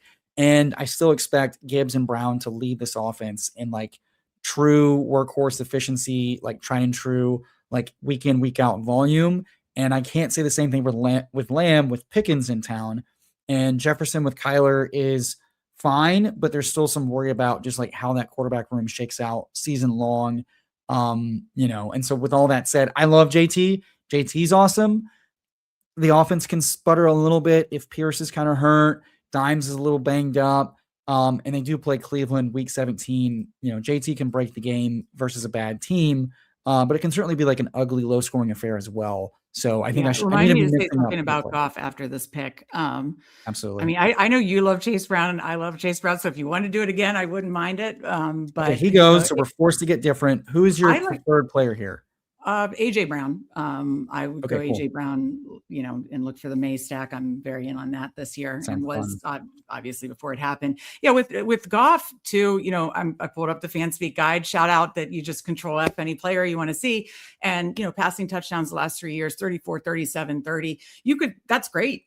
But you could even see it being higher this year with the absence of Montgomery. And I love Gibbs being the true workhorse RB1 now, but you could see maybe even more passing touchdowns similar to what happened with Stafford last year, where maybe this year, I mean, it's been really good for Goff, but maybe this year it does go over 40 passing touchdowns. So yeah, I don't love the week 17 outdoor situation either, but you could certainly see, and Goff is one that typically seems to fall sometimes too, just because if you don't have the Amon-Ra or the JMO, or the Laporta, he tends to sometimes slip through. So there's no reason that the Lions and Goff can't be the Trevor Lawrence and Jags of last year, where they are that skinny stack of, T-Law and Etienne or T-Law and Strange or, whatever isn't the reason you're pushed into the finals.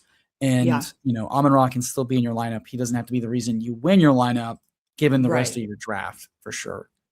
Right. Absolutely. Let's see, what number are we coming up at? We're coming up on pick 30. I expect Smith to go. I'm a little spooked on Olave with the blood clot stuff, not being able to practice. There's just potential impact to his availability. I'm now Kyron curious because if they're going to have this elite defense and they have a high pass rate in the red zone, Kyron can just still score double-digit touchdowns again, even though that makes me a little bit more interested in Corum from I was fading Corum, but if they're going to be in a lot of Smith falls to us. We can go a little zero RB. I don't know how much. Yeah, that's awkward for me, but hey, maybe we can use the whole handcuff thing. So, yeah, you could play a drinking game. How many times I've said handcuff in the last week? So yeah, no, I like that. Obviously opens plenty of stack options right off the rip there too. So yeah, I like that.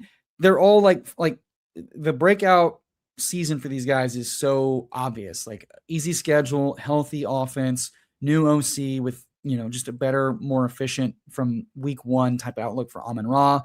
AJ Brown changes offenses, new focal. We're getting some comments about his arthritic knees and blah, blah, blah. This isn't Dynasty, it's best ball. A May receiver is just so much more valuable than a Hurts receiver with what an offense changing, yada, yada. Like, I'm very bullish on what Brown can be from a ceiling perspective. Even though his yak has kind of declined year over year over year, he has still been a guy with really, really strong target earning, really strong spike potential, a lot of deep work that just didn't hit with Hurts missing him.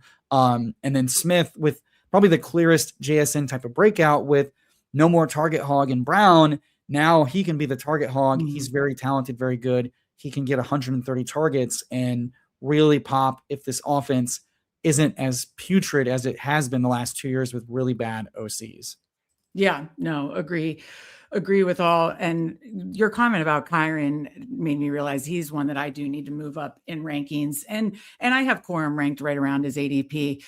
I think that's a great point. And that's why I haven't taken as much Stafford this year, but yet if I'm doing that, I do want to take a little more Kyron and Corum with that defense. I think that's a really good point about that defense and just the scripts they could be in this year. We kind of saw it with Dallas a couple of years ago, right? When when Dallas was like blowing teams out and scoring a bunch of touchdowns on defense, they were able to kind of just like run the ball a lot and not try. And if they're going to do that, the RB2 probably gets a few more weeks than I'd like going big. We're all shocked. Oh, thank God it all came together. Let's go. Jesus, thank God. That's hilarious. It's funny our hero. When you said I like to be on, when I said I like to be on the back turn, it's because like now Scatterbo's going earlier. I have him ranked aggressively high, but like I am comfortable taking him at that 3-4 turn, and like he, goes a lot there. So if you're on the middle or front side of the board, it's very hard for him to come back. Oh, they almost say? Tell me. So I'm a little skittish on Scatterbo. Okay. Hashtag skittish on Scatterbo. PPG is not the only one making banger lines. You are the Scatterbo bull. Sell me on Scatterbo you might be the highest on him in the industry, I think. Sure. Yeah. And listen, Steve got me into him as the prospect last year, and it hit everything that he said. Like he can hit from the goal line back to just the full workhorse to pass catching ability, and everything came to fruition. And then it got taken from us because he got injured, obviously in week 8. I am doubling down on that because I just like Tracy doesn't scare me from and now that the whole love thing didn't happen, obviously if that would have happened, I would have been scared off, but I'm not. It seems like John Harbaugh absolutely loves him. So Coach Speak has been excellent. Dart absolutely loves him. After this, I have more to say. I fully expected 3 rounds of Cam Scatterbo talk. I'm surprised we didn't get around to it, but because he wasn't even on the board, we couldn't let you vamp. But we're happy to vamp a pointer for some Cam Scatterbo. I would love Cam Scatterbo being why we win 40K because I think he was going to be perfect.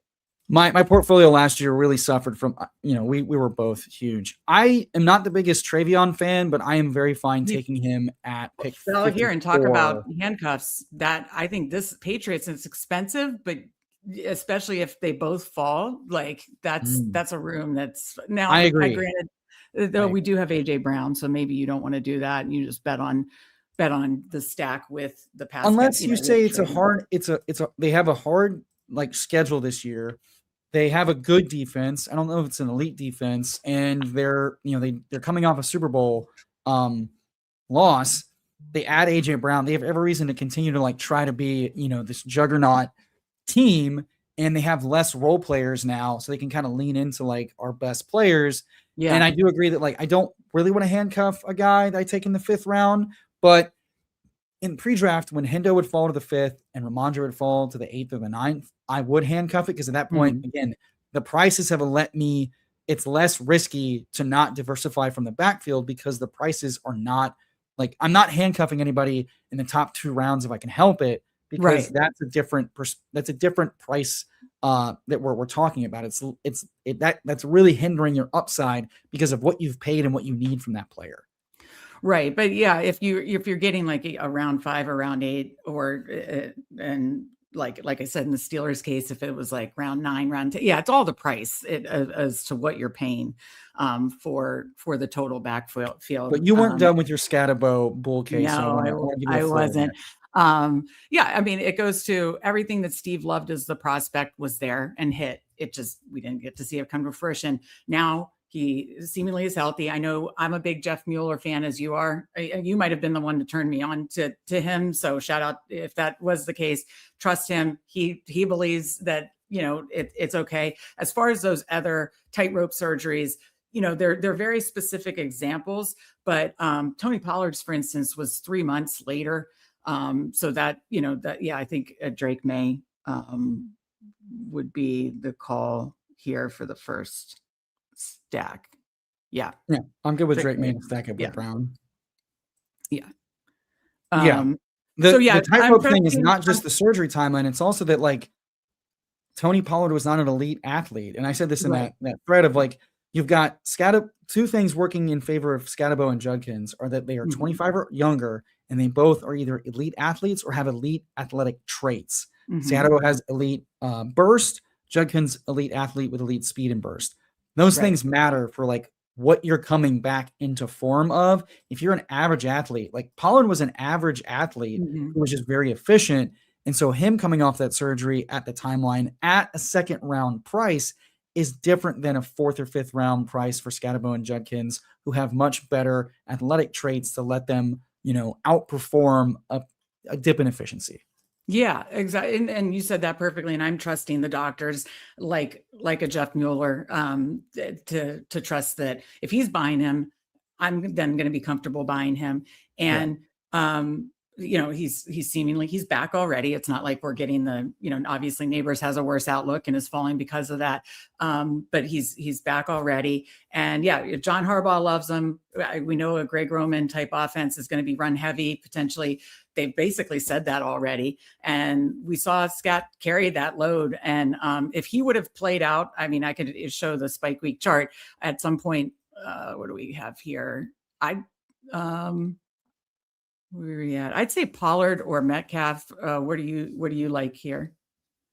Yeah, Pollard, Metcalf feel fine. I think this whole range is kind of like it's all the same types of guys. I do love Dowd. I have Dowdle ranked aggressively high too. I'm again the Pittsburgh backfield. Take shots on it.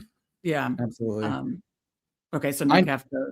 I don't mind pulling up Rico just because it is the 2 of 12 is the hardest advance rate week, and so making sure that we potentially. I don't mind pulling up Rico. I think his receiving and rushing ceiling and floor are really high. Warren and Rico both have really high contention upsides if either guy misses. So I think taking shots on both guys, especially Rico's been a guy who's had 30-point games in the last 2 years. He's big offensive improvement coming away from Carolina. I know, and back with McCarthy too, he broke out with. Exactly. So that's another biggie too. Just to finish up the Scatabo stuff, like looking at his Spike Week chart, he played 12 snaps in week 1. He got hurt in week 8.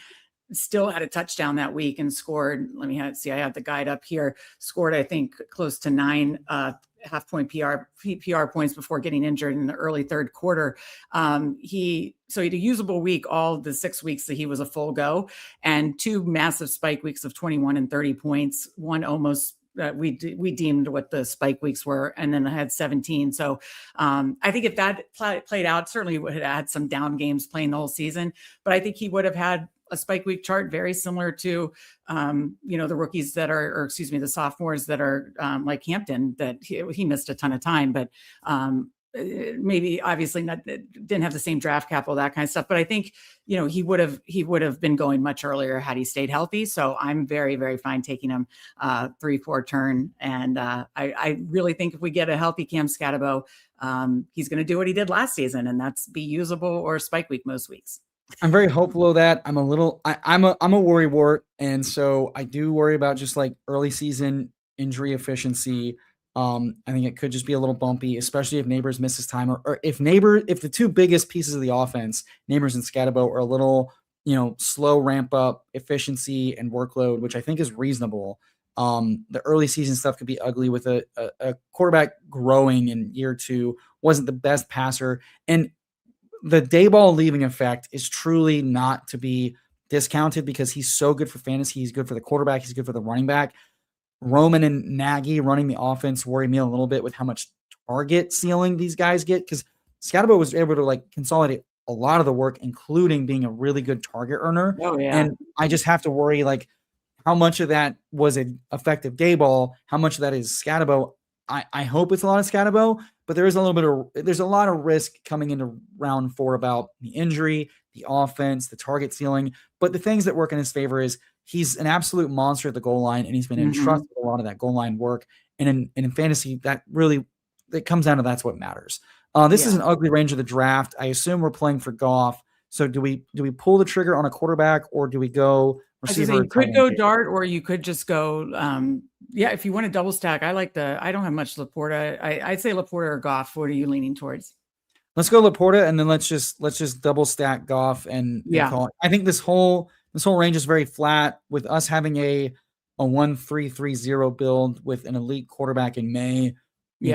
Having some elites, and I think we've got really solid rooms for running back and receiver. I have no problem saying Laporta it was a guy I was kind of fading with the back injury. Jeff Mueller and the same doctors that we all trust and love in this space say, hey, this is more likely nothing for him, 10% risk worry. And if he's practicing with no restrictions by camp, definitely no worries. That's every signal we've heard is Laporta is healthy. He's practicing, no restrictions. At that point, his expected, efficiency and touchdown and target share are really good. Same thing applies with him if the offense takes a step forward. I don't want to have no Laporta at this price, given what he can be, especially with Fannin, bottom 3 offense, nursing a groin injury. I have no problem saying, well, Laporta, and that's we've seen what that ceiling is, and building a Goff double stack feels very prudent. And I don't want to always backstack Goff with Tesla, because Tesla's kind of a shitty player that I don't personally love. He'll score a touchdown every once in a while, but like he's not breaking a slate from what I'm seeing from what he put on the field last year. Yeah, and I want more Goff as well. And it's kind of fun that if we're able to lock up Goff here, we have a Goff double at 2 different positions and a May double at 2 different positions. I love being able to stack from different positions. I mean, if you clip some of my stuff just independently without any context, you could really have a time. I can't wait to put the handcuff comment next to the stack from different positions comment and just say it's hot, kinky best ball summer. Hot, kinky best ball summer. Exactly. Yeah. What could go wrong? No, but I do want to say that the Fanspeak Substack is awesome. The Fanspeak guide is awesome. The Fanspeak guide is gorgeous. It really is beautiful. Like visually, it's very appealing. There's so many good nuggets and visual pieces. And I think that's an underrated thing, is like making it actionable, making it digestible, because guides are so dense. There's so many players we care about. Making it where you actually visualize, for me, especially, I'm a visual learner, being able to look at the charts and the stats and the split things that matter in best ball, points per game, ceilings, spike frequency, and things of that nature are important. And being able to like digest those quickly, so you don't have to memorize targets per out run, yards per out run, like things that matter, but aren't necessarily the most sticky year-to-year things for what they're going to do in fantasy from like a perspective standpoint, goes a long way. So the more you can simplify things, and I think this y'all's guide does a really great job simplifying things for actionable, digestible information. And again, $30 for the year to get the articles, the write-ups, from an, you got player specific, you've got macro, you've got different tournament styles, different site things. I think it's an incredible resource for the price. Well, thank you. I appreciate that. Both you and Tom, the compliments in the first draft, it meant a lot to me, and it means a lot to me hearing that from especially guys in the industry I respect that then appreciate our work. And so that's really, really nice to hear. But shout out to Mike Robb and Bruni really did a lot of the behind the scenes work to help us get that guide out. And it's really to motivate people to sub to our Substack. Here, I'll finish. We can check this out first. I don't mind triple stacking May. I don't mind taking Concepcion again. I don't mind if we want to get a little bit of Kittle, but I think receiver here feels more than fine. I'd say receiver feels. I'd say Dubs or Wandale. Well, Dubs is fine. Yeah, let's go ahead and. I mean, we're just making a heavy Patriots bet, but I don't think that's wrong. I mean, they were one of the top offenses last year, and it's not like we're taking the Matt Collins of the world and triple stacking it. We're stacking them with the high. I think when better players come in, you can consolidate the offense. And I think an underrated talking point is that they played a lot of 11 personnel with spreading the receivers out with role players like Booty, Hollins, and who's this fucking slot we made fun of last year? Pop Douglas. Thank you, Pop Douglas. Yeah. They ran a lot of 11 because they kind of had to like mix and match routes and roles. They have an offense now with Brown and Dobbs that can go 12 personnel and let them go heavier to help with the blocking, help with the running game. And what that does is consolidate the entire offense and let those guys be more efficient. So I think that benefits the wide receiver 1 and 2 and Brown and Dobbs a lot more than we think. And with a 188 person final, we don't have to be as precise with our stacks. With a, week 16 is a 1 of 3. We don't have to be precise with our stacks. 1 of 6. We don't have to be precise. So it's like, I think this format lends itself well to slightly heavier builds where you don't really have to get it exactly right. Like you would have to in maybe like BBM or a puppy because of the smaller field. Yeah. And we talk about this a lot on the Substack is like, and different shows within our YouTube channel, but like, I think it's important to know what contest you're entering and build accordingly, especially this year where they're throwing different, advance rates and final sizes. And this one is like, you got to advance to dance. You got to advance out of 2 out of 12. And then you also kind of are building for week 17 because week 15 and week 16 theoretically are easier. So I like everybody you queued up. So I don't know. Do you have a strong lean one way? I'll just make sure before we talk receiver, is there any interest in the tight ends? But I think I just lean Higgins.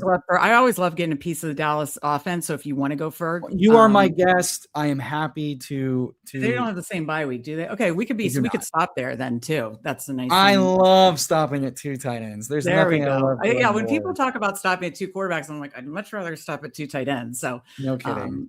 Yeah. Well, and tight ends that typically matter are guys attached to top overperforming touchdown scoring offenses. And Lions, Cowboys, that's Schottenheimer and that's Dallas.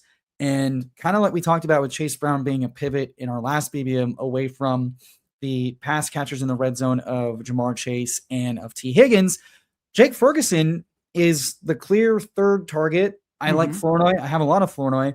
Same, He's the clear third target on that offense when it's like a pass catching, like upside thing. The defense doesn't look anything like elite.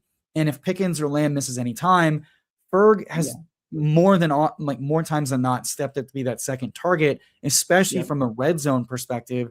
Dak just loves those seam throws. And to me, that creates a very nice profile to say, hey, if someone's going to really, really win me a week at tight end, overproduce and multiple touchdowns, it's probably a guy like this. And he's more healthy than Kincaid going. Like Kincaid's got a ceiling, but his knee is a problem. I'm worried about it. It is a ticking time bomb. Andrews feels like he's on the precipice of age cliff with a fragile volume and red zone outlook perspective. Then I'd rather have him 3 tight end sets. But Ferg is like, well, he's probably 3.5 targets for 45 games a week of like, if I did his player projection, like prop, and that's fine because, well, if he's going to see 4 to 5 targets a game and hit a couple touchdowns, when he hits my lineup, it's going to be in a big way. And we don't need him to, because we have a similar bet in Laporta, who's a slightly better player, but 2 offenses that we expect to really, perform as top 10 offensive units this year. Yeah, and I'd say, and also it's a run back to Scatabo week 17. One of my favorite games go. is Giants Cowboys. And in this contest, we're trying to get out of the pod. And then week 17, I think, are our two biggest priorities. So Okay. where are Who you do on like Hunter? here? I do still love Hunter. Where If are you you? love Hunter, I'm happy to, as Frog Clone saw, yes, I queued Brooks because I'm a man with, flexible takes. I'm as flexible in real life as I am in best ball. And while Hunter has been working with receivers, which feels nice, I think he's clearly like a handcuff. And if you love handcuffs, you probably love them in every position. And in every position, you need some spikes. And I'm happy to say that with this wide receiver room of Brown, Smith, and Dobbs, we should be taking guys who are truly going to break out and go in a big way. And a Jacksonville receiver with second-round draft capital, if he only gives us 2 serviceable weeks or spike weeks at any point in this room, it's probably because he's spiking in a really big way, and he's also a lever off of BTJ and Parker Washington, who go much much and we saw his ceiling. We don't know how legitimate it is. Truly, one of those is it Fugazi like Tony, or is it legit? We're not sure, but it's Cohen. It's the Jags. It's the second overall pick. I'm gonna take some. Yeah, I mean, he was, I know Steve's first ranked rookie receiver last year. It's just what is he going to do with the opportunities he gets? I'm hopeful he is going to make good on that, good high targets per route run and do a lot with the leverage he gets when he does play offense. So I'm still buying in on Hunter, but I understand, especially still getting him here like late 130s. Where do you want to go? What do you think about the quarterback situation? If you didn't want to go Rodgers again, do you just want to take like a Dimes type to help an advance rate, or what are your thoughts there? I am comfortable pushing quarterback with who we got. So do you want running back or receiver? I'll defer to you on which running back. All right, just positionally, I'm going to pull up one of my favorite clicks in Spears for RB4 because I like Cam, I like Hendo, I like Rico, but positionally, I don't want to get locked out. And I think worst case scenario, given that we did 3 receivers early and we now have 5, hitting this RB pocket feels very, very viable. The quarterbacks in Dimes, Young, Mendoza, and Rodgers and Gino all stand out as guys that I can push and try to play. Because again, I don't mind pushing it to like Tucker or Tank a little bit later on. So I just think I think receiver we can push for a while because we started out with 3 really strong ones that don't have overlapping buys. We get the triple stack with May. We get the upside shot in Travis. So it's like, and we're not taking a third tight end in this build. So might as well just start filling out the running back room. And I think for the same reasons that we liked taking New York Giants running backs last year with Dayball, we should be doing the same thing with Tennessee. And I think the market is too certain that it's definitely Pollard and it's definitely Singleton from a slappy perspective. I think Spears has been a really strong target earner, a really explosive running back. He's carried the load before when given a chance. At this cost, I think he's undervalued for what he can be with a single week or contingency bet. Yeah, no, I've been taking a lot of Spears lately in similar styles here, like as my 4th running back. I think that makes a ton of sense. So, what's up, CrossFit? Oh, did you have Dak? Yeah, I think we sniped for. You know what, Frog? You sniped Meg a couple of times in the other draft. We're sniping you now in the pointer. That's just how it goes. 252 May Goff at quarterback, running back Scatabo, Hendo, Rico, Spears. What are you feeling like with this pick? Where do you stand on? Are we close to Sean Tucker's? No, we are. A little later. We're within 10 picks of Tucker. I do not mind pulling him up if we view him more powerful than the quarterbacks. I was gonna say Frog got with the Dallas. I wouldn't even mind that Flournoy, but I think Sean Tucker getting that. Like you said, we ended up getting 3 running backs by 78, but I like getting a 5th before it gets really thin. I know we might. Yeah, we're gonna want at least 6, and I think getting guys with ceilings attached to good offenses is the real key here, and that starts getting really hard to do and threading the needle. Tank is fine, but Tank is a 2-down player who has never really shown us a ceiling anything like Tucker. Because again, we want guys that will give us points that win weeks or fill holes well. Clip that, assholes. And Tucker, if Tucker's hitting your lineup, it's not for 9 points. It's for like 15 or 30, because of the goal line and the game breaking ability. So it's like, right.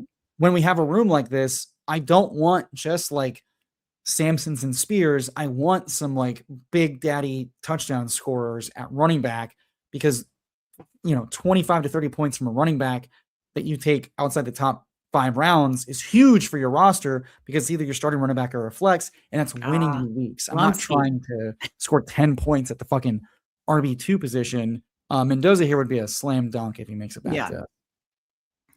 Yeah.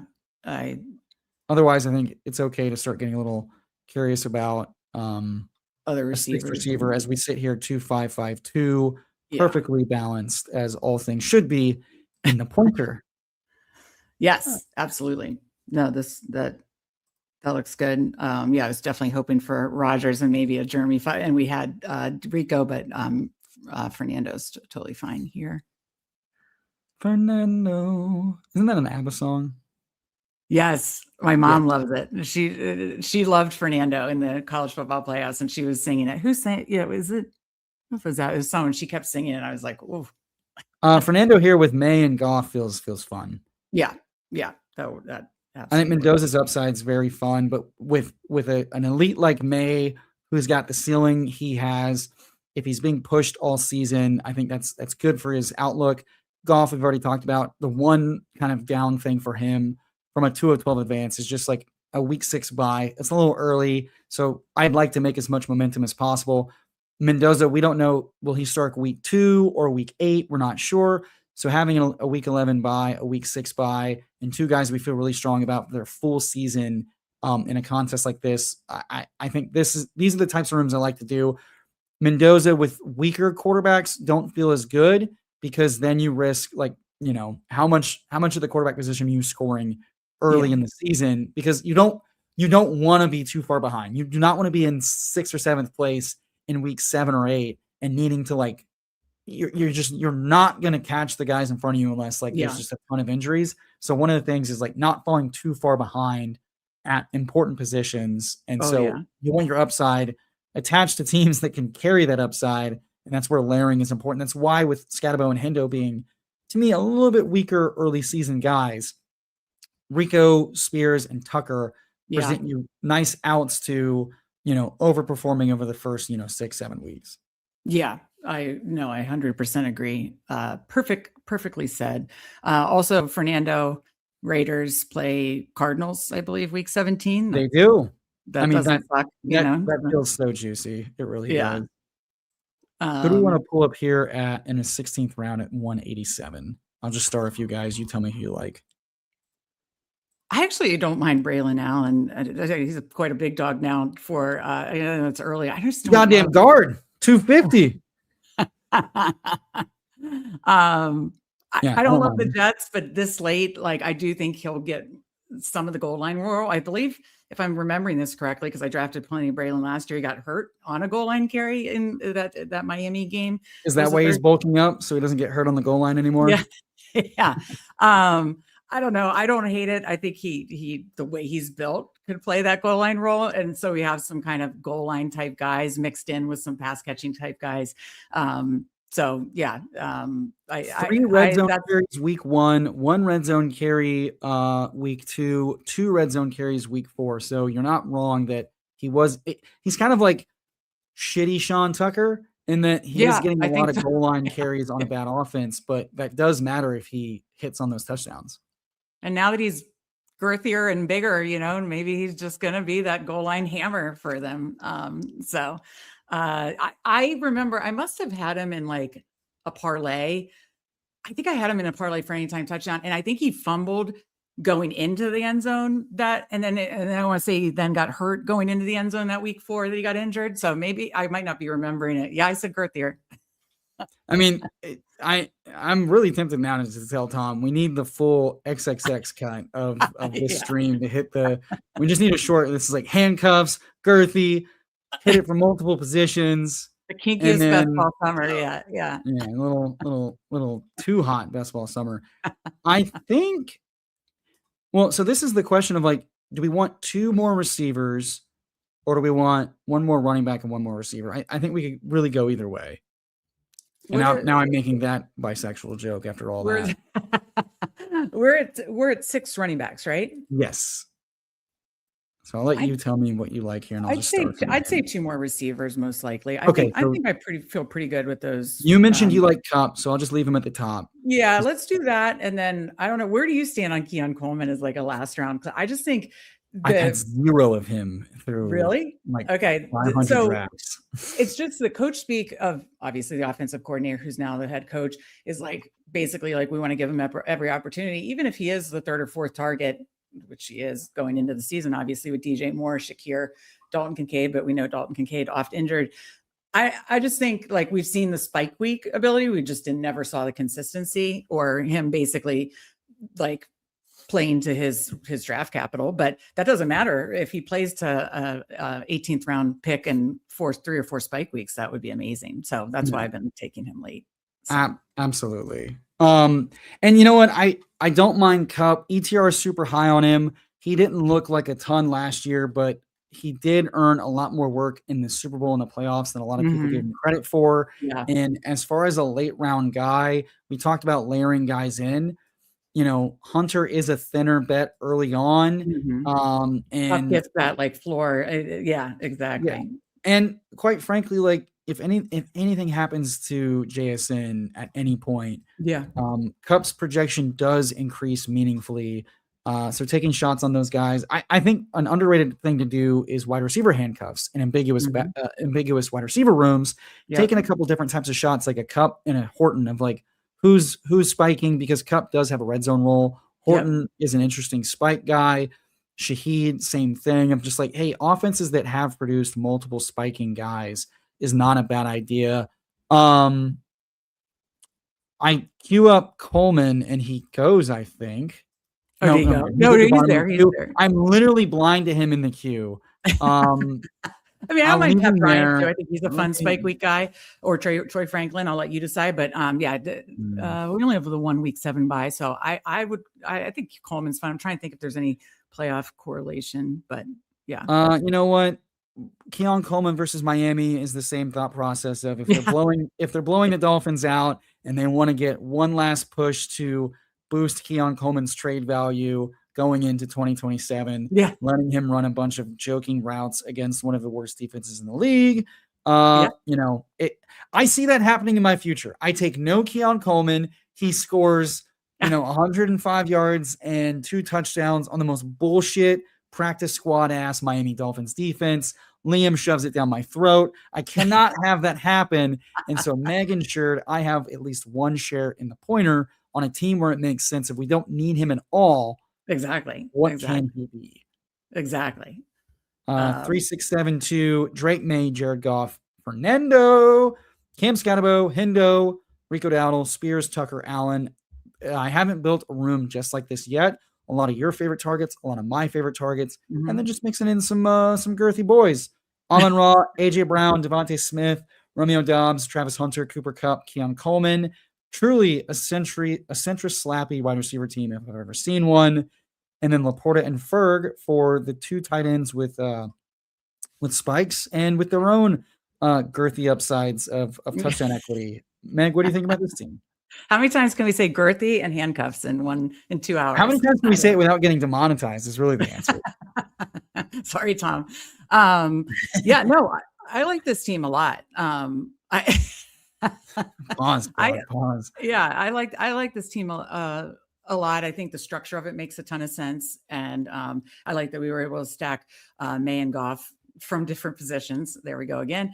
I really, and hey, I got, 1 Aaron Rodgers stack team with y'all and 1 Scatterbo team. So all feels right in the world for me. We really covered all the bases with you today. And I'm glad we got to do that because it really is the coming out party for the Fanspeak Substack and draft guide. I know, we're in the throes of it.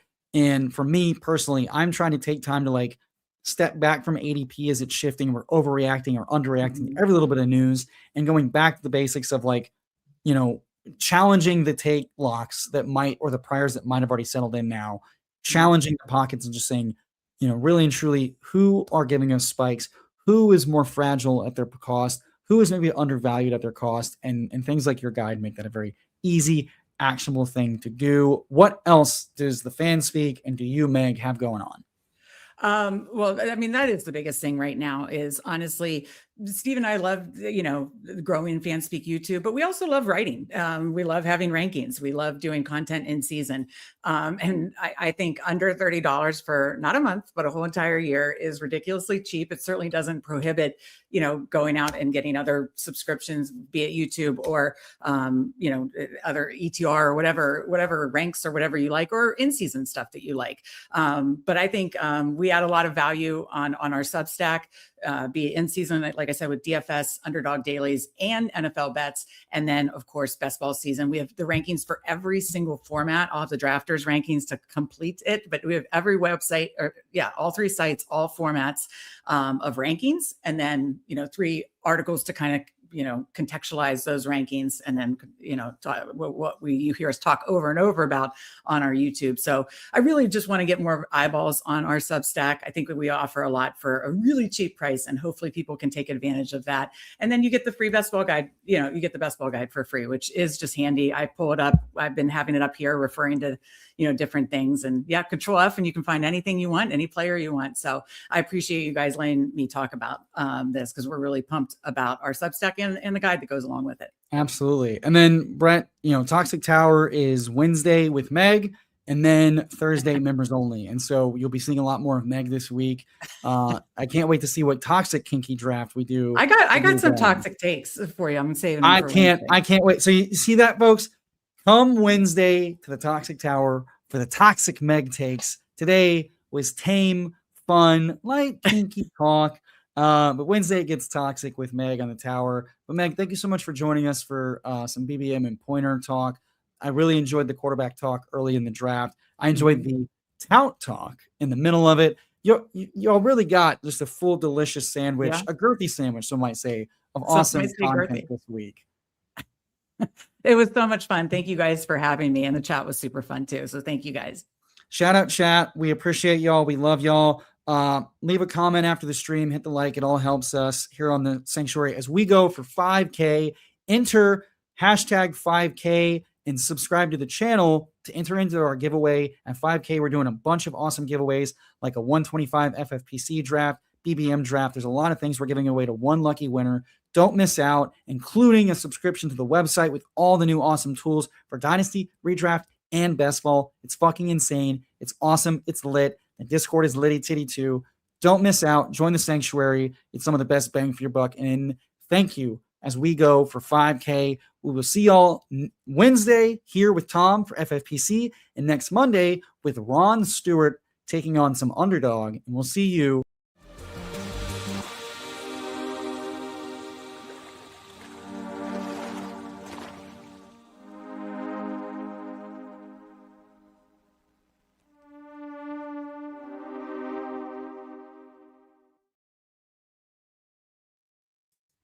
Cut myself off.